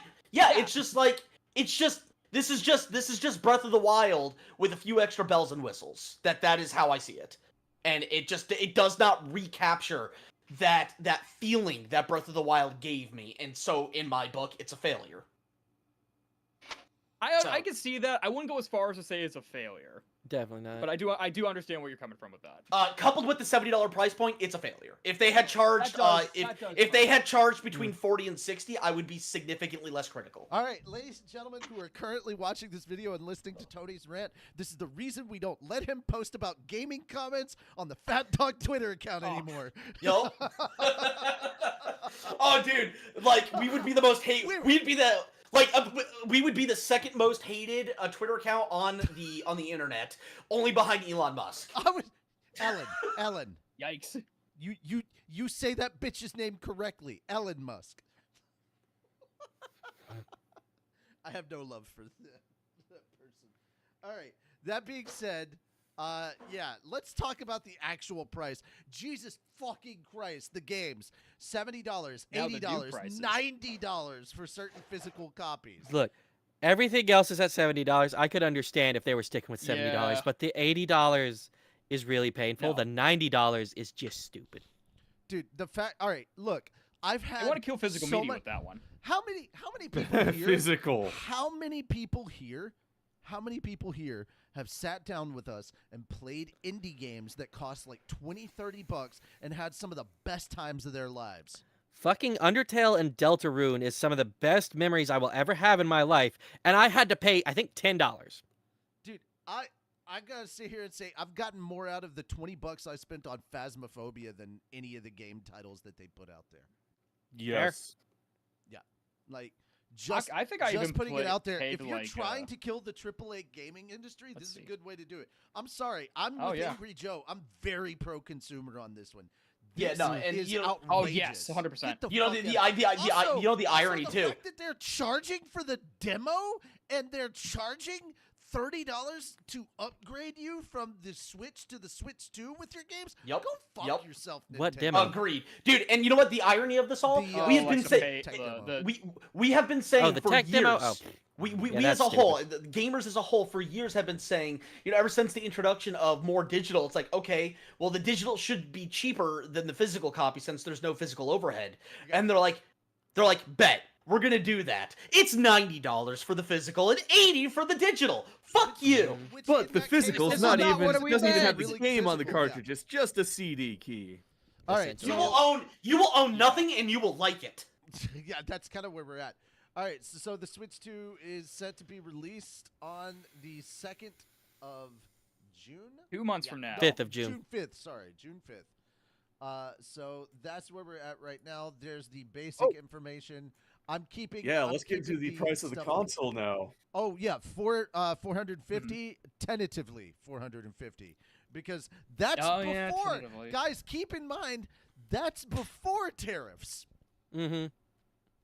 We now live in a Stay post-tariff tuned. world, so we'll see how things are going. But yeah, straight up, fans are roasting Nintendo for this. Oh no, my it's favorite 450 meme so far, in the US. yeah, 450 in the Oh US. yeah. Oh! Japan. You really want to make Tony's day? Tell It's him how worse than much so it many other costs in places. Yeah, let's Japan. go. Tell him how much Tony, it costs in Japan, the Switch 2 Oh. cost $343.43 US, yeah, In Japan. in Japan. in Japan. Yep. They have region locked the console again. To be fair, I think $100 of that is for shipping. To be fair. Yeah, no, I already knew about all that and them Yeah. region locking and all that stuff. Like I came into this prepared. My favorite meme. Yeah, I my read favorite these meme is the articles as well. Squidward one where he comes out with the chair, then brings the chair back. Switch 2 is coming out June 25th. $90 for games, paid next gen updates, and you have to pay for a tech demo. Walks away. Yeah, no, fuck that. Like again, if this wasn't such a turbulent time in terms of the world fucking economy, where everyone is like, I don't know where the fuck my next meal is gonna come from, or I don't know if I'm gonna wake up tomorrow and still have a job. Yeah, Like I'd be like, okay, that's shitty, I want to. but at least everyone is doing well enough that it's like, you know, all right. But no, dude, everyone is doing poorly, and this is the family-friendly fucking console company where it's meant to be the more casual entry price, and here they are leading the fucking charge, putting EA to shame. So here is the one thing I want to point out really quickly, and this is just for the United States. All right. Since Wednesday, over 5,000 jobs have been lost in the U.S. Just since Wednesday. It's only been a couple of days. This is in response to quote-unquote Liberation Day. All right? Yep. That's just in 4 to 5 days. Imagine what a month from now, 2 months from now is going to be like. Or a year. If shit does not change. 4 years. So when you ask for these prices, knowing that most of us are broke, ladies and gentlemen, Nintendo releases the console of the 1%. Yeah. This This to is afford it is what it feels like with the way this year's been the longest 4 years of my life. A silly goose in this economy? Yeah. All right. So, really quick, I want to get to this Polygon article, and then we'll talk about this as well. I want to go into some of the coverage of this, and then we'll get our opinions and thoughts out there more than we already have. All right. It's a good thing that Nintendo Switch 2 comes with a base of 256 gigabytes of internal storage. Okay. That's good. Considering that Finally. it's portable, I'm guessing that's great. Most of the consoles that standard. are out right now, 500 gig is At standard the bare for minimum. PS5. Well, no, for like Steam Deck and whatnot. Dude, Oh, with how this big is these actually the fucking bare games, minimum standard. with how big these fucking games are now, man, like Yeah, you need Yeah. more than that. Boy, isn't it about time we brought back the new and improved memory cards?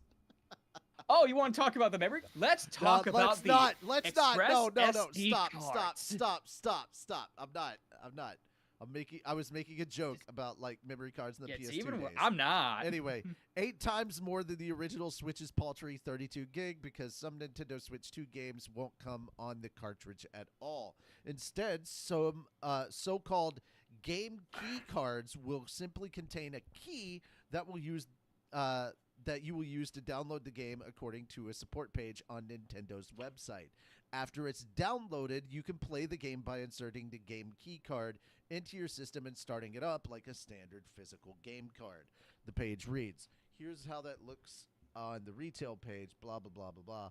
All right, in some ways, this is a new spin on an old trick. Some Nintendo Switch games have been sold at retail, but the packaging simply included a code used to download the game to your account. So they've already been doing this on the sly. I mean, To be PC's fair, already been this like hasn't Steam has been a already co- been doing this too. To be fair, this hasn't been as common on Switch as it has been on competing consoles, but nevertheless, for the people still committed to purchasing physical games, it riles. This is, in fact, the same tactic that Microsoft infamously unveiled alongside the Xbox One. Of course, that was a decade ago, and consumer sentiment has changed. We're all Game Passing and PS Plusing our games, and excuse you, Steam. Okay, there we go, and maybe potentially feel some ownership over the digital goods we're purchasing on Steam, maybe. But I'm one of those physical media people. First, I'm scientifically old. So this person, I'm quoting from this person. They were born in the 70s. Their first job was at a video store. Ask your parents. And they still have a large collection of video games. Oh, let's go back. I also want to point out something that I saw on the Ingrid Joe show. A lot of the times back in the day, if you remember the Nintendo 64 games, those were fucking expensive as hell for their time back in the day. The only way that I could feasibly play the amount of games that I played for the Nintendo 64 was because I went to a fucking Blockbuster video and rented them. That's why. Yep. Mhm. You can't rent That them doesn't anymore. exist anymore. It's not like there's a You have to Netflix borrow. for that. well, there was. They tried and they failed. Well, Google You tried. can't even borrow physical cartridges anymore. You have to borrow up via the 2-week digital thing now. Yeah, fuck Ridiculous. greedy ass pricks. Anyway, but also until the Switch, the prospect of purchasing digital Nintendo games was foolish. If you lost your Nintendo DS or 3DS on a bus, a not unheard of scenario for a portable game console, your digital purchases were gone. Here I am yelling about Nintendo's shoddy online services in 2012, just before the launch of the Wii U, and again in 2017, just before the launch of the Switch. The good news, I don't need to write that same piece again. Nintendo has kind of figured this out. I still buy my Switch games in cartridge format, not because I'm afraid of losing the Switch, and by extension my entire library, but because doing so makes it easier to share games with friends and family, including people in my own household. Now, we did talk about this. There is a way to do that kind of stuff. Mm-hmm. Digitally, But yeah, this is just a thing. That's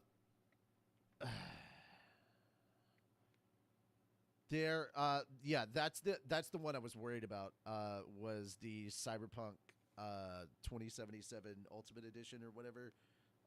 The Switch game cards capped out at about 32 gigs, while the coming to Switch 2 Cyberpunk 2077 comes with a massive 64 gigabyte game card, according to a press release. That's a lot of expensive one-time storage, and with the Switch 2 competing with PlayStation and Xboxes of the world for even more third-party titles, you can imagine storage requirements going up from there. Even if it maybe makes sense, I don't have to like it. Okay, so these are like definitive editions of these games, right? With all the DLC and whatnot. By the way, yeah, what that makes this sense. means, what this means is that at some point in time in the future of the Switch 2's life cycle, probably not that far into it, you're going to now have to shell out a lot more money just to expand the amount of storage space in your Switch.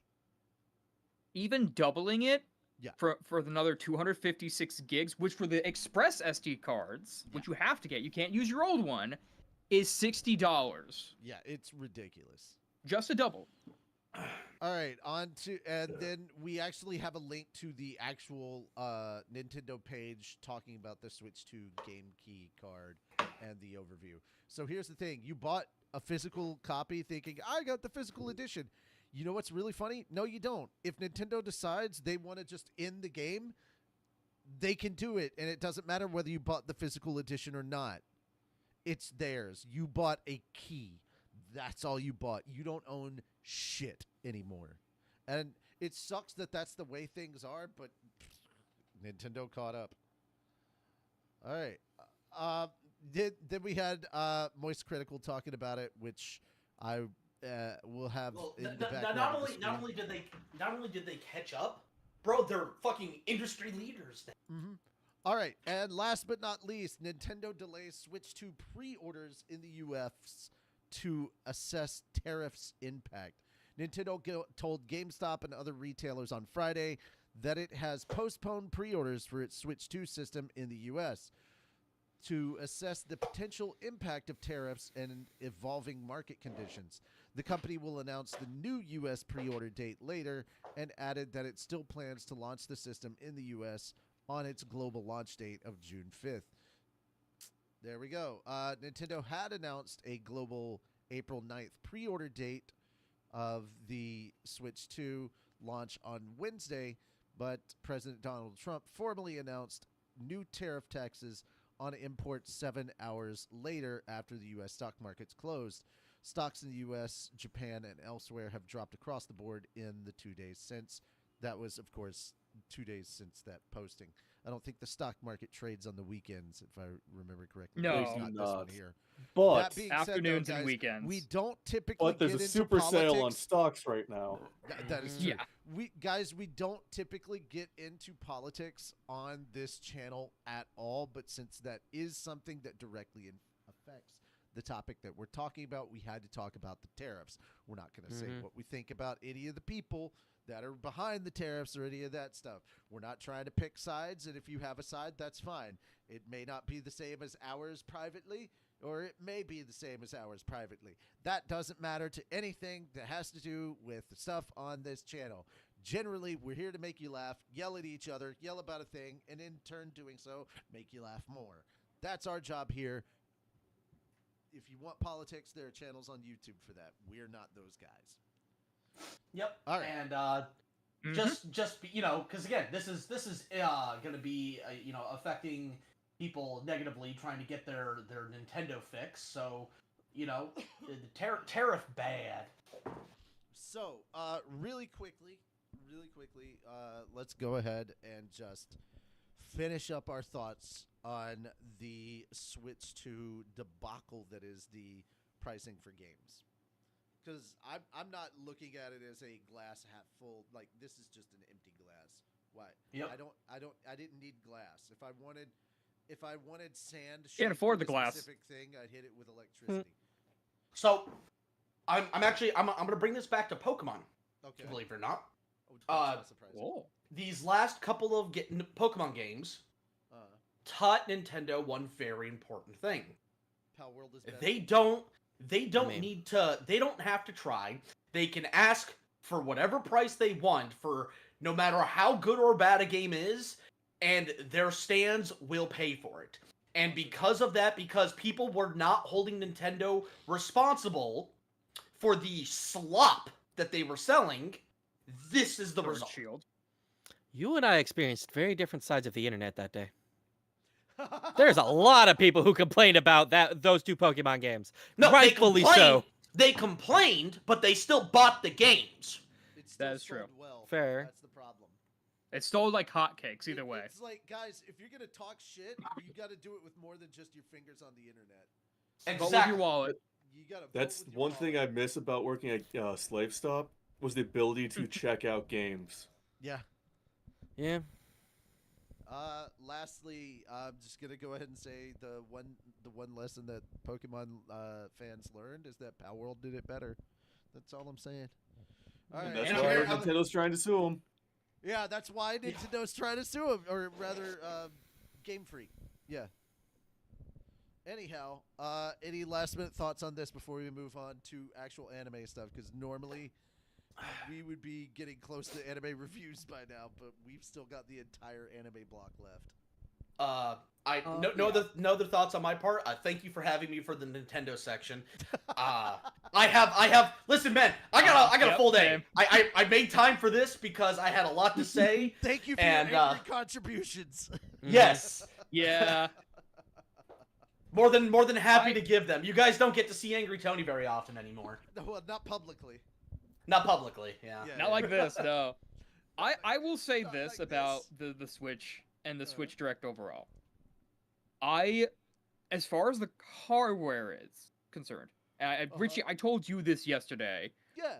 I understand the price of the I'm not console upset. itself. I'm not upset with the price of the console. Like, No, console neither am wise, I. think they're fine. 450 is Yeah. not terrible for everything that they've added to it, but it's still just everything they're doing with the games themselves is just fucking Yeah, egregious. that's Right, and real- that's real what quick, the internet is yeah. up in arms about. They're not really mad about the console price. Like, we understand, but also, like, as soon as I saw the console price, I was like, well, I'm not getting the Switch 2 for a while. Because Yeah, Oh, no, Yeah, Like- because the PS5 like, was and like if- $500. That's not surprising. If you look at the price of the original Switch and adjust for inflation, if it were to come out today, it would have been priced at $400. So this one being comparatively only $50 more is not bad. Like, No, like no. honestly, No. if that was the only thing, I'd be like, okay, well, I mean, I don't have the money for it right now, but yeah, absolutely down the Oh, line. yeah. Yeah. You don't even need you to get know, it like, right now. You still have Switch, yeah. I do plan on getting a Switch 2, and I would like Same. to get the one that has the bundled Mario Kart World thing because A, I'll be getting it cheaper, Lastly, and B, may as well. I I know that adds a You're whole part other of the $50, problem, but- Moon. Don't support Nintendo. What are you doing? all right. I still want the Moon. console. Lastly, And besides, I can Yeah, play the other console's games a not the lot better. problem. And also, here's- I can see if it'll still have the fucking drift. here's the thing. You Oh, yeah. also, all right. You're like, I could play the other games better. Yeah, you still have to pay $30 to upgrade any of your Switch games to Switch. Yeah. 2. $30. Fuck. Yes. I thought it was. I'm not yeah, I looked upgrading. at the article. Yes, It's for like 10 to They, 15. you can play it without upgrading though. So Okay. That is true. All right. That being said, there's one more very important point that needs to be made in regards to Nintendo, and that is simply this: it does not matter how old a game is, how long it's been out on Switch. The prices stay the same. Nintendo does not change or lower their prices with Never. time. Never. I'm gonna Again, say. I'm gonna we're say. dealing with a very different Nintendo. Gone are the days where the president eats at the cafeteria. This is shut up, give us your wallet, and we don't want to hear your shit. Yeah, your mouth is only there for our dick to hang in. This is greedy corporate Nintendo. Again, the devs, no hate towards the devs. We'll I come love back the at stuff Switch that they 3 make. when Reggie there's needs With to the come exception back. of with the exception the of Reggie, Game does cafeteria. need, Yeah. Reggie needs to come back, honestly. because Reggie Yeah. was the first one that helped them make a whole bunch of changes after the failure that was the Wii U, Yeah, and now they're going back on all those changes. yeah, exactly. All Or right. at least that's And how it seems. like Because it- they can. And yeah, again, no hate to the devs except Game Freak. Game Freak can suck a dick. Yeah, this is all Nintendo corporate that's causing all these problems. Yeah, this is No, Game Freak though we're talking about they Game can't Freak in regards to Power World. yeah they Oh, can't yeah. fucking code for shit. Fair. When That's the literally a Nintendo thing. does it I better than forgot. you. Yeah. I think it was either Diamond and Pearl or Black and White, but like they were worried that they weren't going to be able to do anything. The president of Nintendo had to come in, help them fix a whole bunch of coding shit in order to get it small enough to actually fit. Yeah, that was Heart Gold and Soul Silver. Or no, Heart yeah, Gold and that Soul was Silver. Oh shit. Heart even Gold and worse. Soul Silver. Yeah, Ooh. that was the last game that I believe it was Miyamoto helped code. I think love so. that- Yeah, Miyamoto was. Yeah. I love that Yoshimi just shows up. The fuck am I watching? We're ranting about Nintendo don't you Switch dare- stuff. Don't you dare nerds us. What channel do you think we're on? We're an anime and bridge channel. If you were expecting a bunch of jocks, you gotta be out of your fucking mind. Like, come on now, man. I Yeah, do want anyway. to. You Overall- guys I have just want to point out that the same people that buy this repetitive slop that comes over and over on Nintendo are the same motherfuckers like that you think you're so different. You're not. You're the same as the people that buy Madden every fucking year. Oh my god! Yeah. Right? Yeah. yeah. Isn't Madden coming to Switch 2 actually? Oh, Yes. Jesus. All right. Oh, Well, yeah. on that depressing note, I'm gonna go. You guys have a great time. All Thank right. you for having me on. Let's Sorry, move Tony. on. Let's move on to talking about anime related content, guys. All right, I I'll have catch good you guys news for you. later. All right, we Bye. have One Piece Night is coming to the Seattle Mariners ballpark. That's right. The Straw Hat Pirates are joining the Mariners? At least it's not the Marines. Much better. So last Tuesday, Toei Animation announced that One Piece anime series is partnering with the Seattle Mariners baseball team for a One Piece Night. The event will take place on April 8th at T-Mobile Park and feature the Mariners facing the Houston Astros in the first game in a 3-game series. Seattle's Mariners ticket holders will receive a Mariner-themed One Piece t-shirt and enjoy pregame activations at Victory Hall. The Mariners site also showcased Julio Rodriguez, a well-known anime fan and Mariners center fielder, in the One Piece t-shirt. Lisa Yamatoya, Senior Director of Global Marketing for Toei Inc., said on March 18th, in a March 18th press release, "We're thrilled to team up with the Seattle Mariners for One Piece Night this April. We can't wait to bring this event to both anime and baseball fans at T-Mobile Park. It's sure to be a great night." All right, I don't want to go too much into everything. They cover some backstory on the Boston Red Sox version that they did. But yeah. All right, Moon.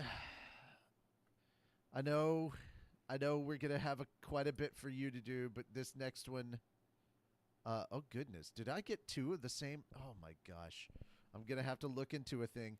All right, Fenris, this There's next one two is that you. are the next two. Yep. I'm guessing are going to be mine. The next 2 are gonna be yours because they're Gundam related. Yep. I have to fix So- the thing. Give me a moment. Okay. Entertainment news journalist Jeff Schneider reported on his In-Schneider newsletter on Monday that actress Sydney Sweeney from Euphoria, Once Upon a Time in Hollywood, and Immaculate is in final negotiations to star in Sunrise and Legendary Pictures' live-action Gundam film. Entertainment industry news services Deadline and Variety also reported on the casting talks.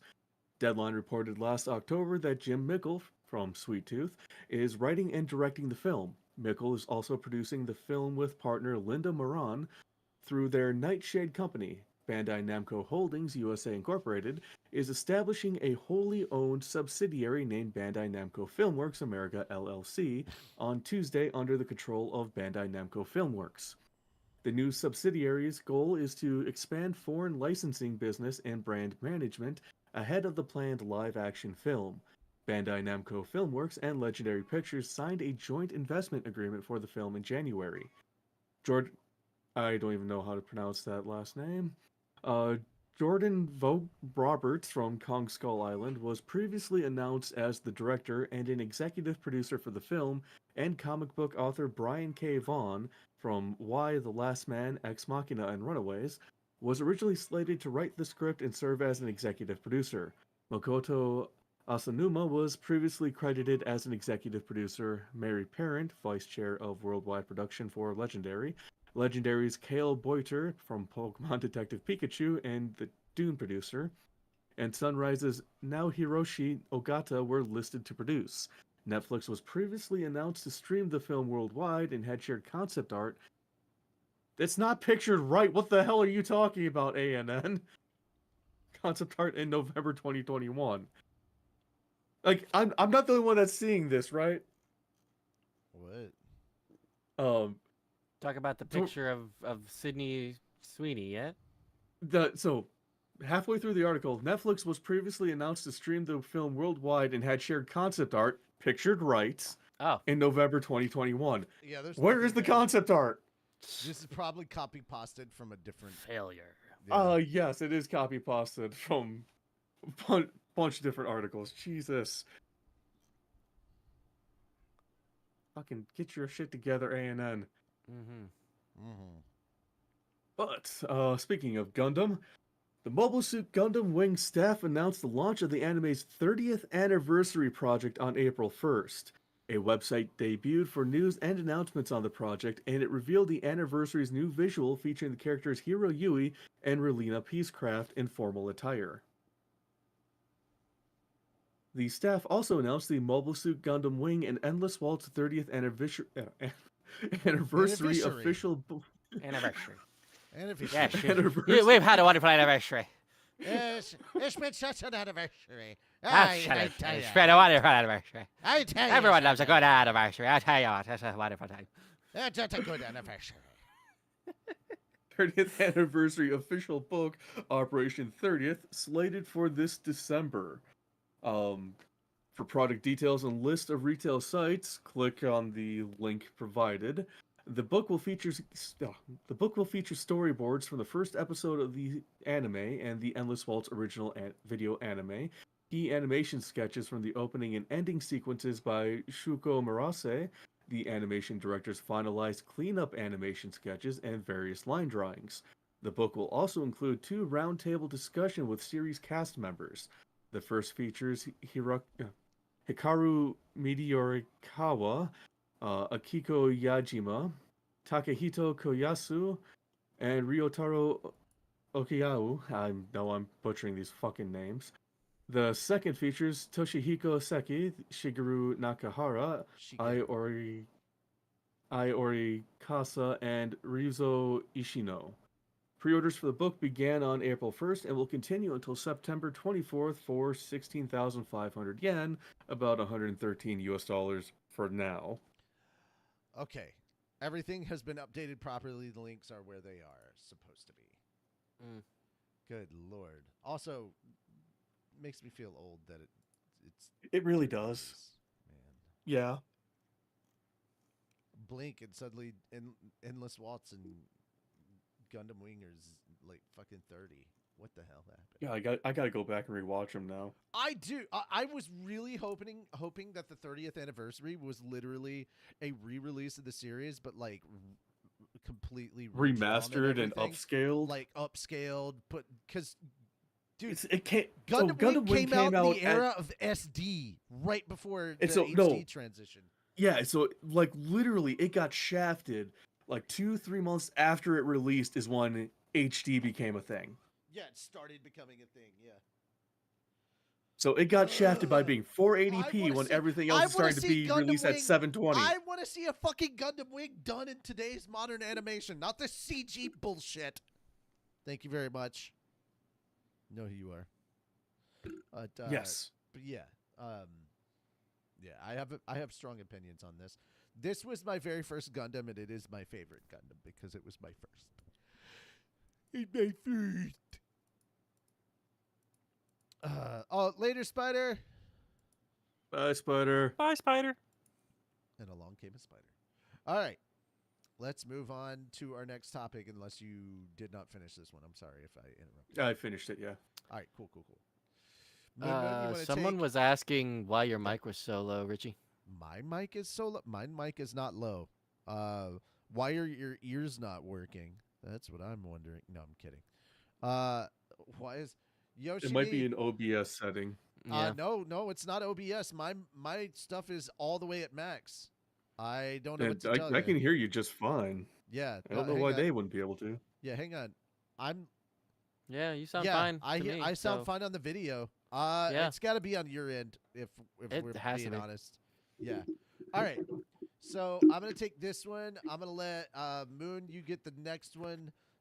Fenris, I want you to take the voice actress, and then Moon, you're Okay. gonna get Don to Don. Even though, all right, I guys, actually Don to just Don- started the first 3 episodes today, so Fuck! that's perfect. Fuck! I was gonna add that to the list. Oh well. Way to That's okay. fuck him up, Moon. Yeah, oh well. I'm It's, sorry. we didn't say it. Look, there was no. All you had to communication do from was say, either "Hey, I'm side. gonna add it to the list," and then I was like, "Well, I gotta avoid that now." I didn't think about it. I didn't think about it until like yesterday, and then I was gonna bring it up after this. But yeah. Oh, then both of you can cover the first ever Super Sentai show. You talking about feeling old? The very first ever Super Sentai show turned 50 this year. Yep, Yep. And then we'll I'm only talk about the anime slightly awards. right. over half that age. It's yeah, it's okay, Richie. In 4 years, I get to talk about how Gundam turns 50. Yeah, there we go. Let's focus on all the positives. Sure. Media Dough Distributor sells My Anime List site to Web3 and AI company Gaudi. Ebook distributor Media Dough Holdings announced on March 26th that it has sold all of its shares in the anime database website My Anime List to Tokyo-based Web3 and AI company Gaudi. Media Dough noted that it expects to record an extraordinary gain in the first quarter of its fiscal year ending January 28th, 2026, amounting to 531 million yen, or about 3.5 million US.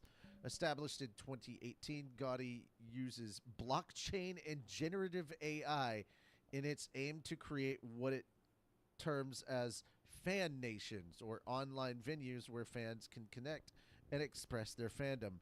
Gaudi operates the Gaudi FanLink platform, a blockchain and NFT-focused fan platform, which includes Sony Music Group, Bandai Namco, Sanrio, Aniplex, Shueisha, Toho, and Comic Smart Inc. as its partners. Gaudi also operates the Gaudi Financial Labs company, which is focused on providing Web3-based financial services, including NFTs and cryptocurrency partnerships. Of course, they sell it to a crypto and NFT company. Yep. Yeah. Fucking Japan, man. All right. Sometimes I just have to look at the Japanese decisions and go, "What the f?" You know what? If you do one positive thing on the website, I'll be eternally happy for that. If you would go ahead and remove Full Metal Alchemist Brotherhood from #1 on my anime list as soon as you take over, will be great. Like, if you could drop it down to at least #10, where it belongs. Listen, you know, Shao Tucker was a visionary. Father of the Year. Eduardo. No, it's just Like, Edward, everybody not wants Eduardo. cat girls. Nobody wants to accept the I fact just that think it's cat funny girls you to have say fucking. the Eduardo. Eduardo. Eduardo. Exactly. Like, I know that's just how the Zawardo. Japanese pronounce the name Edward, but it's just so much funnier to think of. It's like Eduardo. That's why it fucking annoys me. All these people that are doing that, these few people I've seen that have been reacting to the beginning after the end, that are going, Sapin. No, it's Sapin. Sapin. Dicathin. It is God absolutely fucking damn it. Sapin. Because when they had to record, they asked the author how it's pronounced, and the author told them how it's pronounced. And they're like, "Well, I'm only doing it in the original language. It's not Japanese. It's made in America." And then the funny thing is, the Korean manhwa was drawn by an Indonesian. Huh. Yeah, it's so fucking. You want a melting pot? That fucking mon was a melting pot. The whole of T-Bait is a melting pot.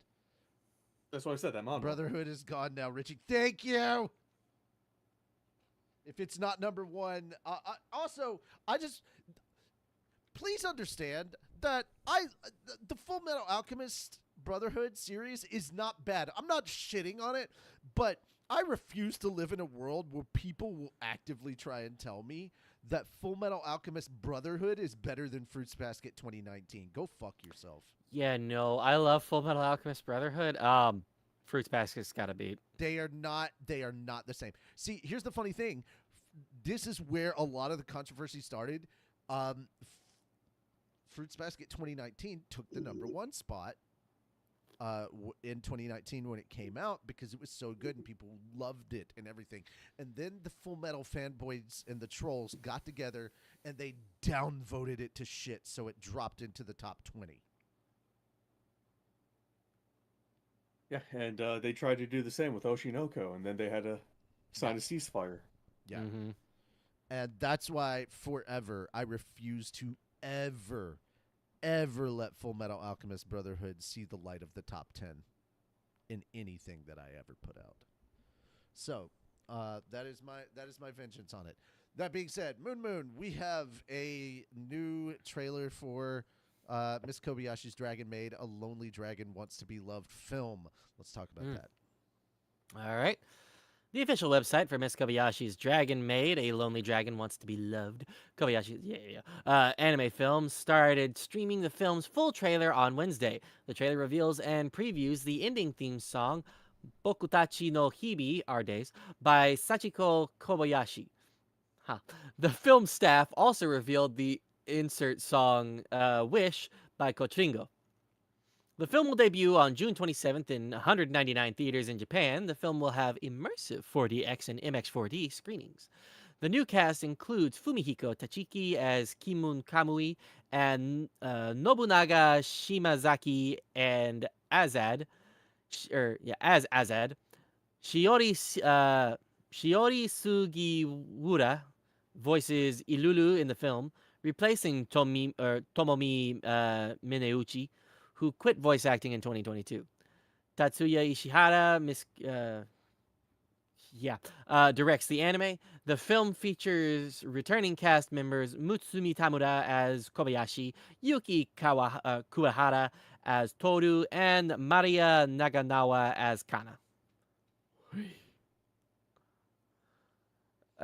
Returning cast members also include Just off of that trailer alone, it's so damn cute because this is very Kana focused and it seems so heartbreaking. And I'm like, yep, no, this is absolutely Kobayashi stuff.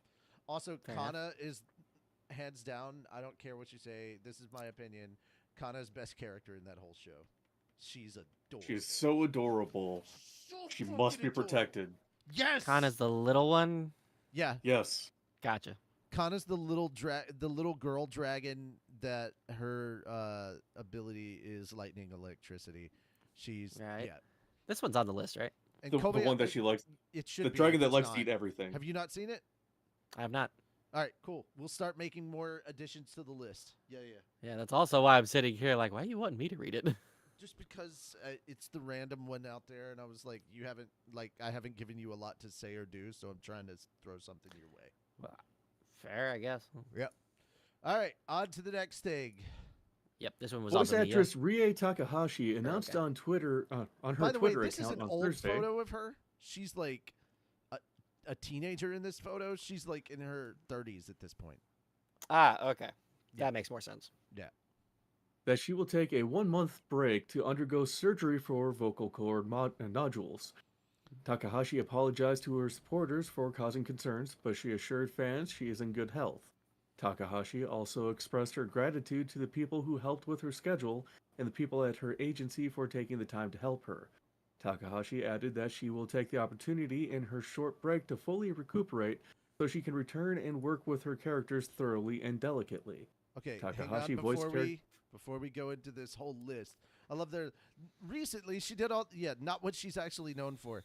Guys, this is Megumin. This is motherfucking Megumin. That's who Rie Takahashi is.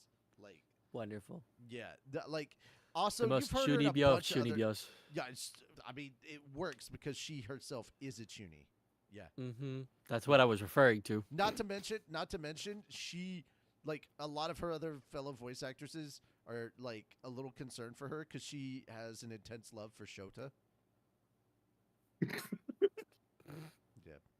Yeah. Like it's so funny because they did like a little radio show, and she's like, why don't you pitch it as if you're stuck in an elevator with a young boy, and she's like trying to be calm and everything, and and then as she finishes, her co-host goes, police, she's right here. Just immediately. And then is talking about how that was the scariest version. She's like, no, I was trying to be calm and comforting and sweet. No, you were fucking terrifying. Fucking Rie Takahashi, just the crazy one out of like the most loony of the voice actresses in Japan, and not loony as an insane, just like we love her, but she crazy. Yeah. I would love to sit down and just talk to her one day. I mean, it'd be great if we had like instant translator stuff, like that kind of technology. Yeah, I'd absolutely love that. Instant translation. Yeah. Instead of transmission. Yep, exactly. But you still have to put your fingers to your head like Goku. Yep, because that's the only way you'll make it work. Exactly. Direct to the brain, you know? Uh-huh. Yeah. Head on, apply directly to the brain.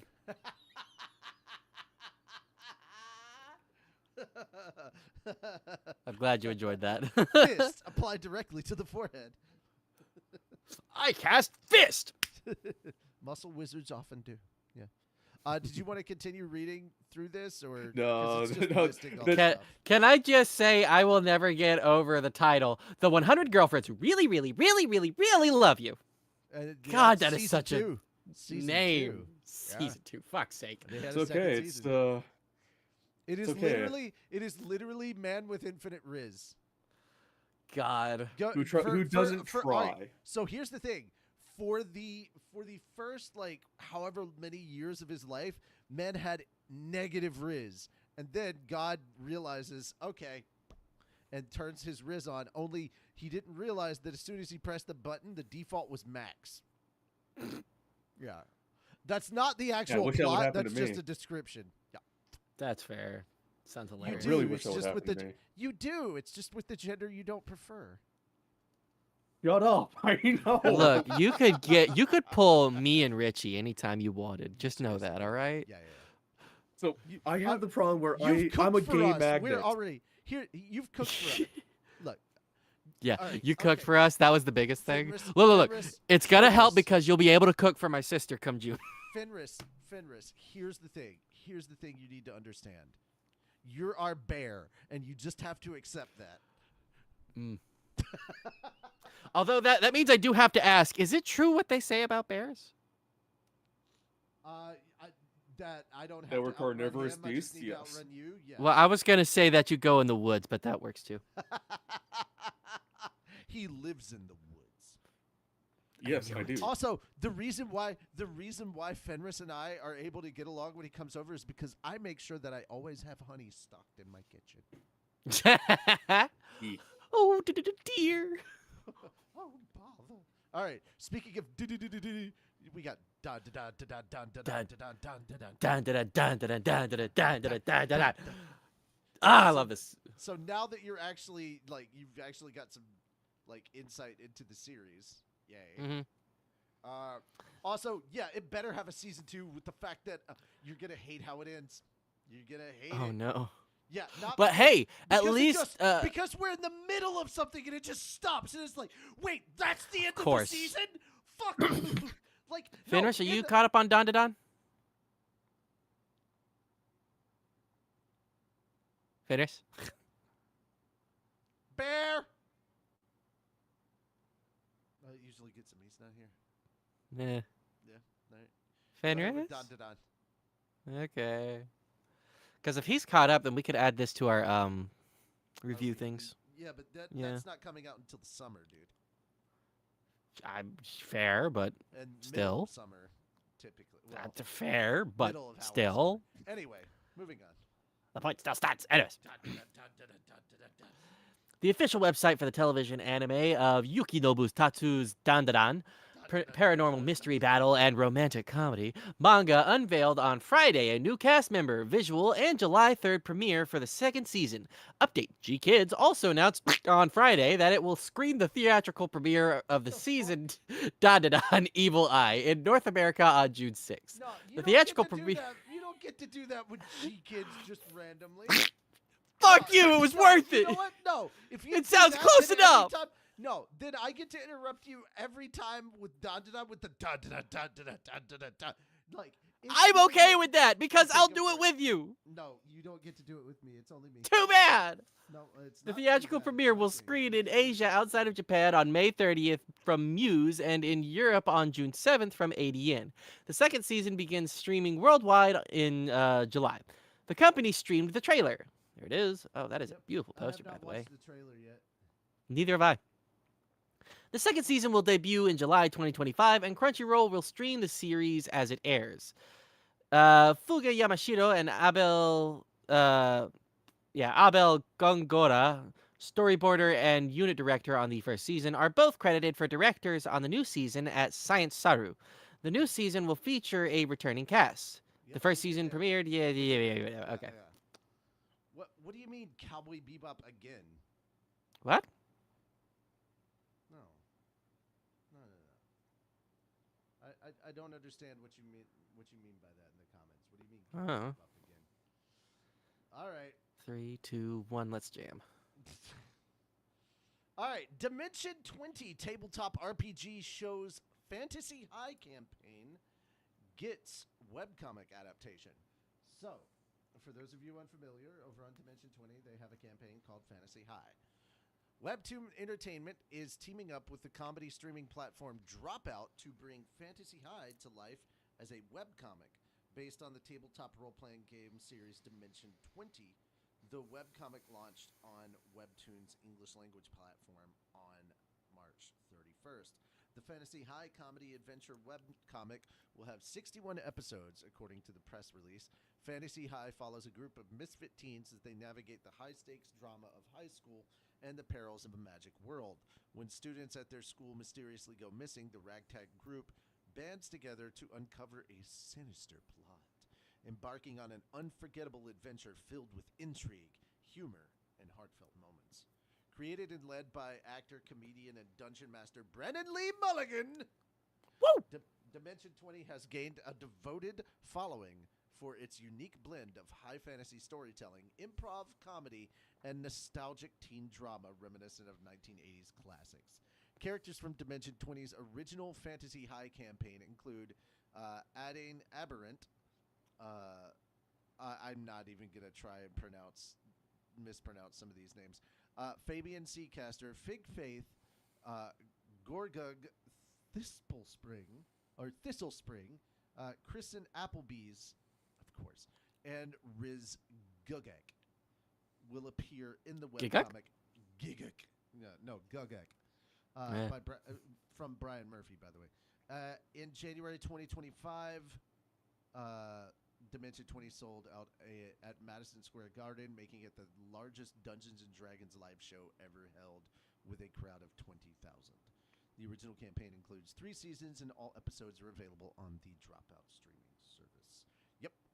There we go. Frick, you autocorrect. For Okay, what? I don't understand what they're referring to there. Yeah, I don't know what they're referring to with the Cowboy Bebop again, if that was supposed to be autocorrected or whatnot. Yeah. All right. Fenris, you back? Yep. Okay. Sorry, Fable. cat was at a cat was at my door trying to paw its way in. Okay. What were Ah. we trying to get a hold of him about earlier? Are you caught up on Dandadan? I have not watched it. Okay. Really good. Highly recommended. It's hilarious. Okay. Also, the fucking first episode, Granny. The first Whew. episode is just a little off. Like A little. No, the first episode. It's very you're like- purposefully out there, man. Yeah, hold up. Shut the fuck up and let me finish what I'm trying to say, please. Thank you. So the first episode is a little off-putting. And like you'll be like, why is this popular? Give it a minute. Give it 3 episodes. Trust So me. As soon the as way you it was get 3 described to episodes. me by a bunch of my friends who've watched it is Science got a Saru girl does a who's- lot of weird shit. That's all you need to know. It's weird shit. Oh, It's gonna be funny. I was told that there's a girl who likes ghost hunting, convinces a boy who happens to be an alien to go hunt ghosts, and the boy who happens to be an alien tries to convince the ghost hunter that aliens are real because he is one. So it's not that he is an alien, just an alien enthusiast. Alien enthusiast. Yeah, he's a UFO nerd. Yeah. You They're wanna hear the basically funny part? on both sides of the occult spectrum and don't believe that the other's occult spectrum exists. You want to hear the really funny part? They start dating, They're both and he right. loses his balls to some weird cat. They don't start dating. It's not a cat. It's not a cat. They don't lose. They aren't dating, and they're both right. Both exist. Ghosts and aliens. Mm-hmm. Yeah. And it has a banger of an opening. He's saying that because it's creepy nuts. Well, also the opening And is he just loves- awesome. And he loves all of the creepy nut stuff. Pretty And much. also the opening is just awesome. It's all right. I mean, Bullshit. No, the Dawn to Dawn opening is nowhere near the level of Bling Bang Bang Born. I'm sorry, no. It's not. I it's understand good. why you're saying that. It's not nearly as catchy, and I love Bling Bang Bang Born so much more. I do too. And like, I think I would put Bling Bang Bang Born at probably my number 1 by Creepy Nuts.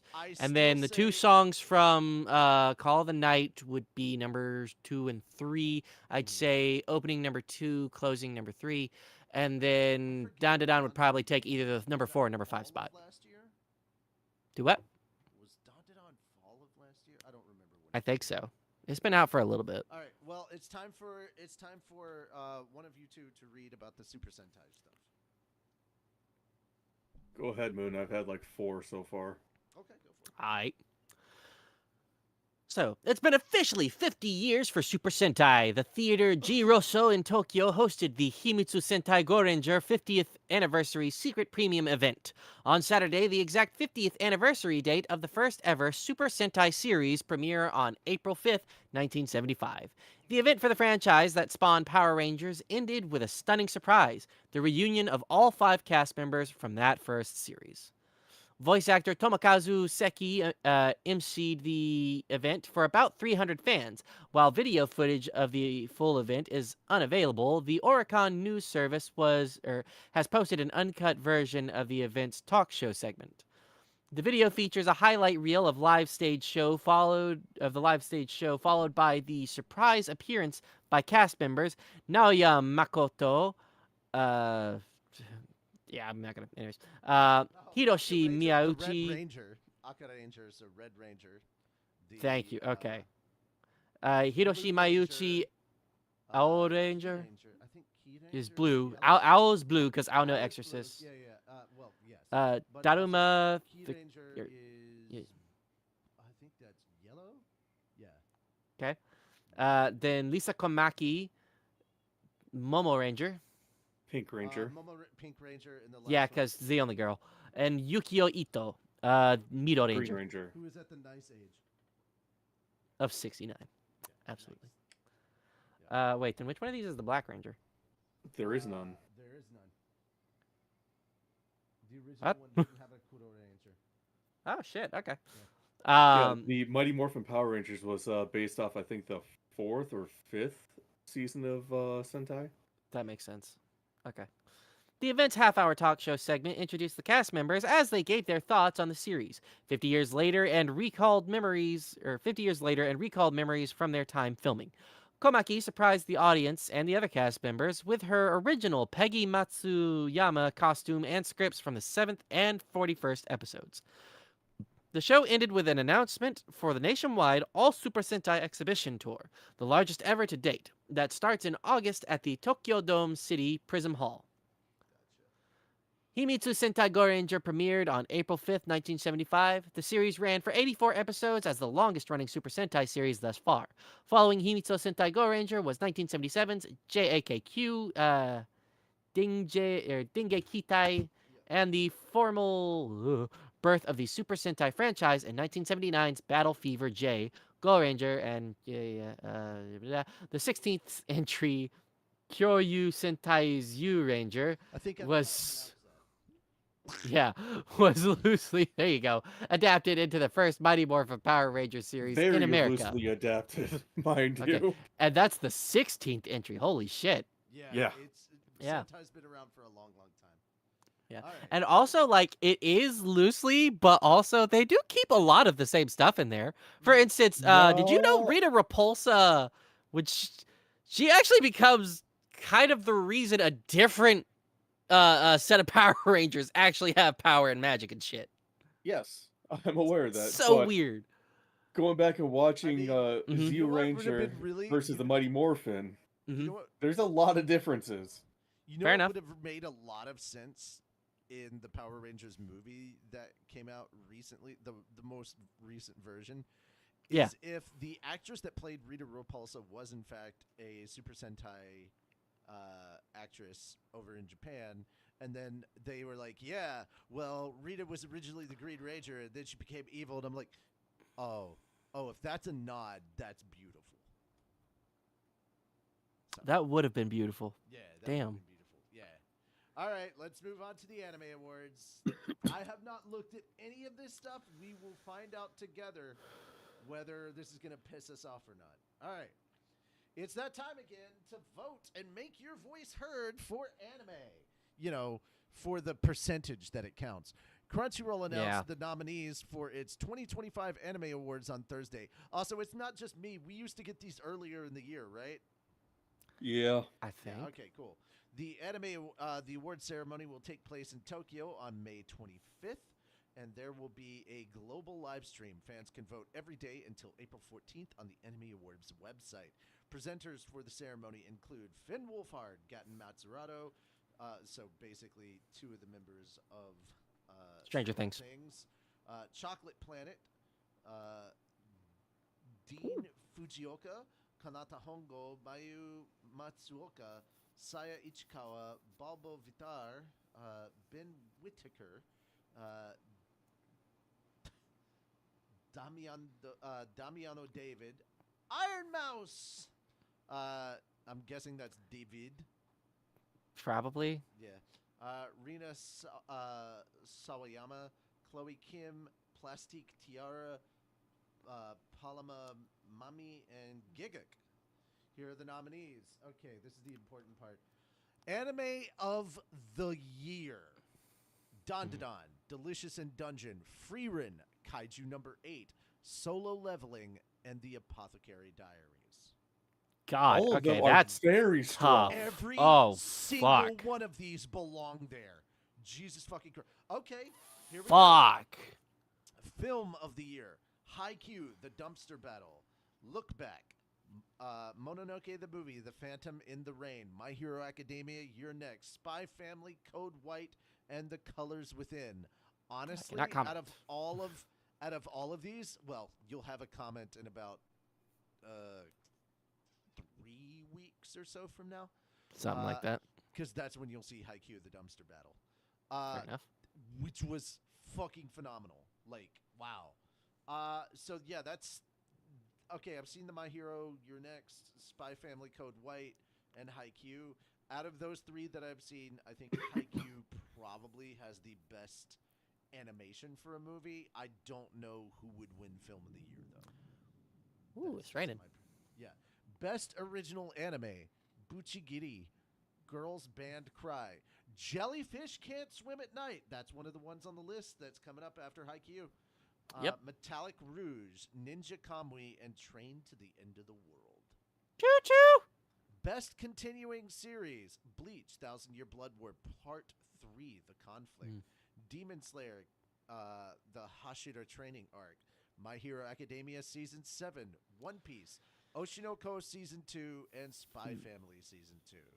Oh, okay. It's either got to be Oshinoko, Demon Slayer, or I kind of want to give it to One Piece, but also, Well, actually, Thousand Year Blood War apparently popped off with Season 3, like, insane. Oh, really? So, yeah. Okay. Just because we haven't watched it because we don't have the Disney Plus access or Hulu access does not mean that it didn't do, like, a lot of people were talking about it. I had to skip a lot I'm of just giving my reactions. opinions. Well, no, I got you, but like I'm saying that a lot of the time I think we're missing information. I think it's either going to Probably. be Demon Slayer or Oshinoko, to be fair. Best new Huh. series. You know what the funny thing You is? see something? similar here? This looks Yeah. familiar. This looks like a familiar list. All of the best new series are the same Anime of the Year series. So it's Dawn to Dawn, Delicious in Dungeon, Free Run Beyond Journey's End, Kaiju number 8, Solo Leveling, and The Apothecary Diaries. Keep in mind, this is from last year, so this is not season 2 of Solo Leveling. It's just season 1. Best opening sequence, Abyss from Youngblood, Kaiju number 8. Sorry, no, the next one is the real winner, and if any of the others Yes. take it, I'm gonna be pissed. I don't care about the Dawn to Dawn one, but no. I'd be Bling happy Bang if the Bang Don to Don Born. one takes it, but I still want Bling Bang Bang Born to win. That one's the Bling better one. Bang Bang Born from Creepy Nuts, Magic and Muscles, basically the second season. Even though Don't know why they didn't just put loved that. Fatale from Oshinoko season 2, I thought it was really good. Level wasn't as great as I would have liked it to be. I think the opening Yeah. from season 2 of Solo Leveling is better. Otonoke Much better. Much from, better. Creepy Nuts, from Dadan Dadan, and Oos by Hiroshi Kitadani from One Piece. My personal one is Bling Bang Bang Born. That's where I'm at on this one. I'd be happy if Creepy Nuts won, whichever one it was. But Mm. Bling Bang Bang Born should be the winner. Also, Because that one had more of the hype, and it was just so good. best ending sequence. Antanante by Rydia from Ranma 1/2, which I thought was pretty good. Burning, or Hitsujibungaku, from okay, I'm not saying that word again, but from them. Oshinoko Season 2, Kamakura Style from Bochiboromaru from The Elusive Samurai. Nobody from One Republic, Kaiju number 8. I honestly want that one to win. It probably won't. But Yes. that's the one I want. Because, man, it was so good. Request from K-Rage, Solo Leveling. And Taidada from Zutomayo. Which was and also from a pretty good song. Dawn. Best Action. Here we go. Bleach, 1,000 Year Blood War, Dawn to Dawn, Demon Slayer, Hashira Training Art, Kaiju number 8, Solo Leveling, and Windbreaker. That one, all right, if we're just going off of straight off choreography, Windbreaker should take this by a mile, but like there was a lot of really good action in there for a lot of them. In all of these. I think this one should either go to Demon Slayer or Solo Leveling. Honestly. Well, you haven't seen Windbreaker. Leaning so more on that's Solo part of Leveling. the- I have that's part not. of the I have not reason seen why, Windbreaker. Yeah. I think when you see Windbreaker, you'll appreciate the action and the fights and the choreography. Is it on the list? Or if it's not, it will be shortly. Okay. All right. You know what? What we'll do is we will go through all of the nominees, and if they're not on the list, we'll add them to the list. If you haven't seen them, we'll add them to the list. How about that? Yeah. I'd like that. That way, it's kind of like how people do with the Oscars when the Oscar nominations go out, people start going, "Oh, what's this? What's this?" and they'll start watching. it. Yeah. All right. Best comedy: Delicious in Dungeon, Konosuba Season 3, Mashal Season 2, My Dear Friend Nokotan, Ranma 1/2, and Spy Family Season 2. I know which one I prefer, but I don't think it's gonna. I really hope it does win. Delicious in Dungeon is my preference. Hell yeah. Fair It's enough. so good. I haven't seen Delicious in Dungeon. I've only heard good things. We I will love add that to Konosuba. the I don't list. remember if I saw season 3. I don't remember if I Season have. 3 was fall of last year. I don't think you did. I Best probably didn't. isekai need to. anime. Okay, so we're now making it isekai instead of fantasy. Thank fucking god. That's better. No, so much better. Konosuba Season 3, Mushoku Tensei Season 2, ReZero Season 3, Shangri-La Frontier Season 2.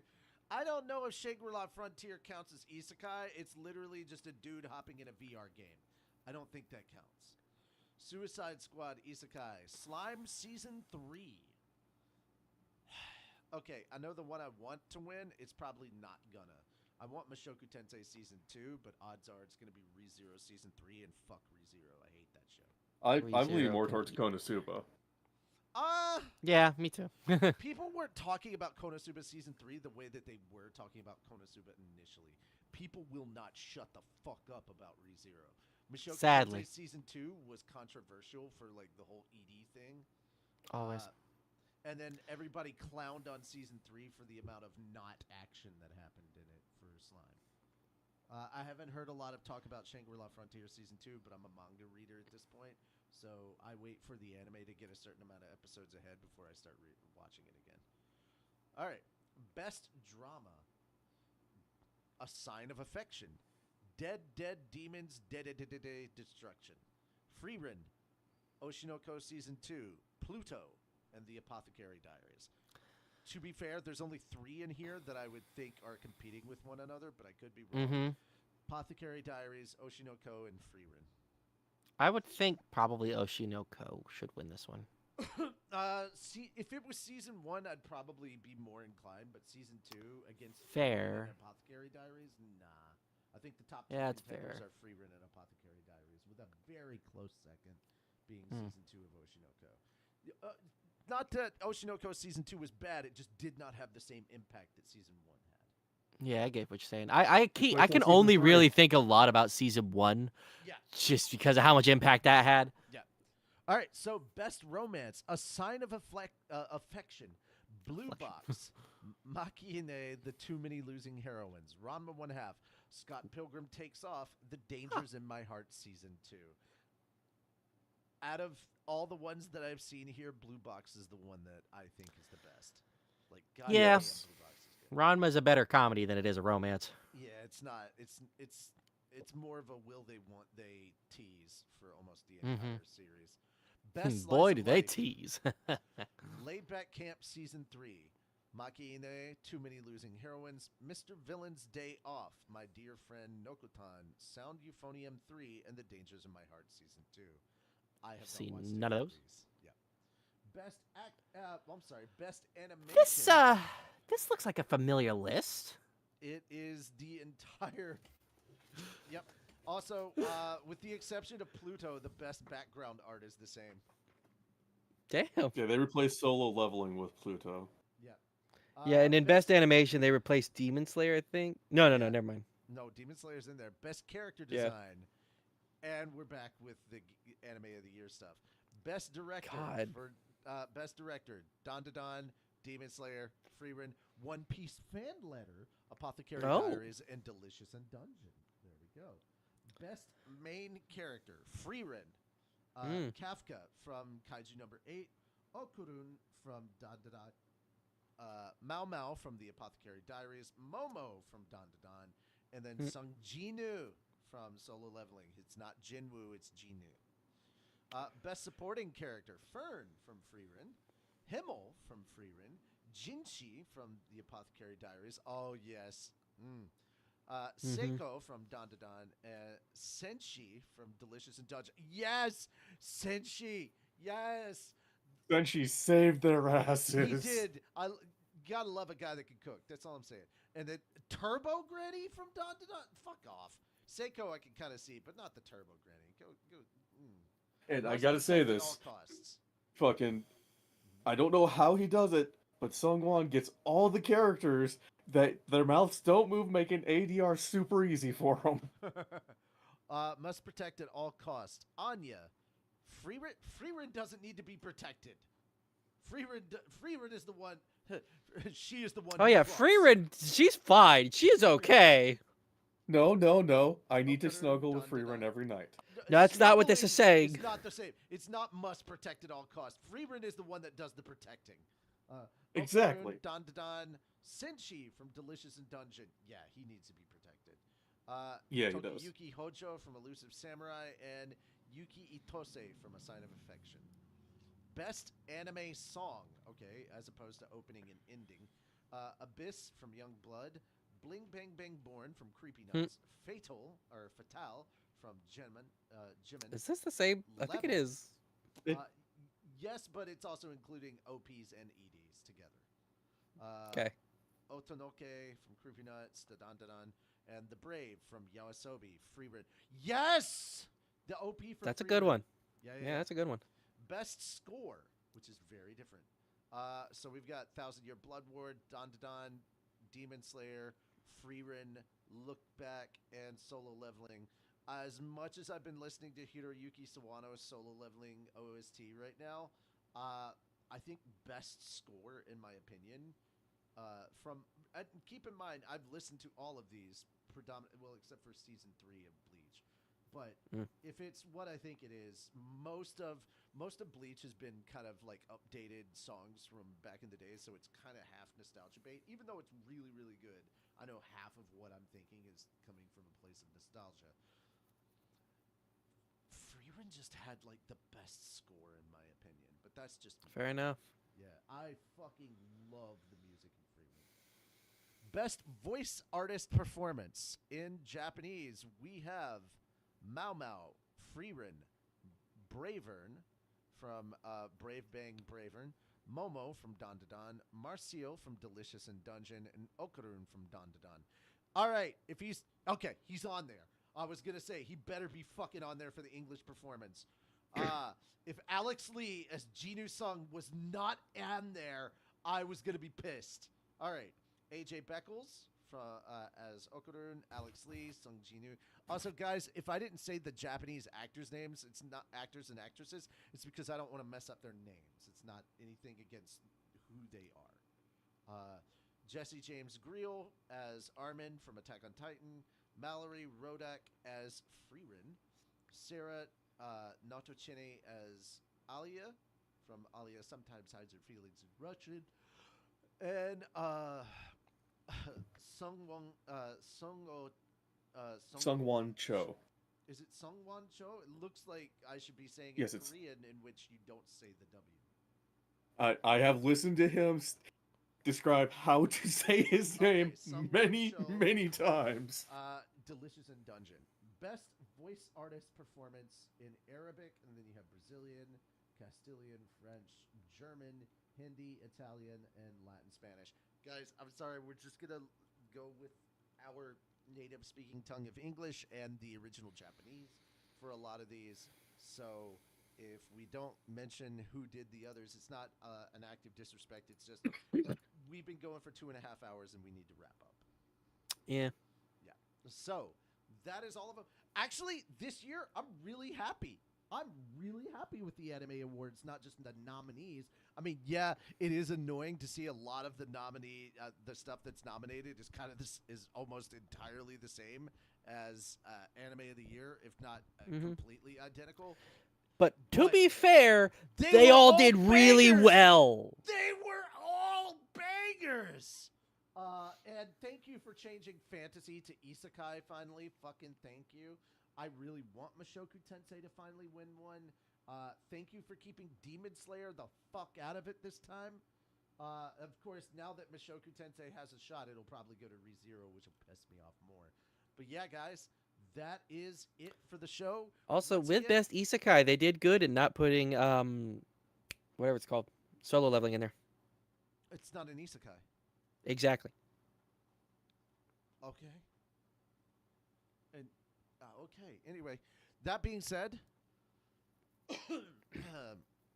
we will not be doing anime reviews for from now on the live shows. We're going to be releasing those hopefully on Mondays. We just need to make sure that everybody is caught up before we record our last little bit for the episode and put it all together for Apothecary Diaries.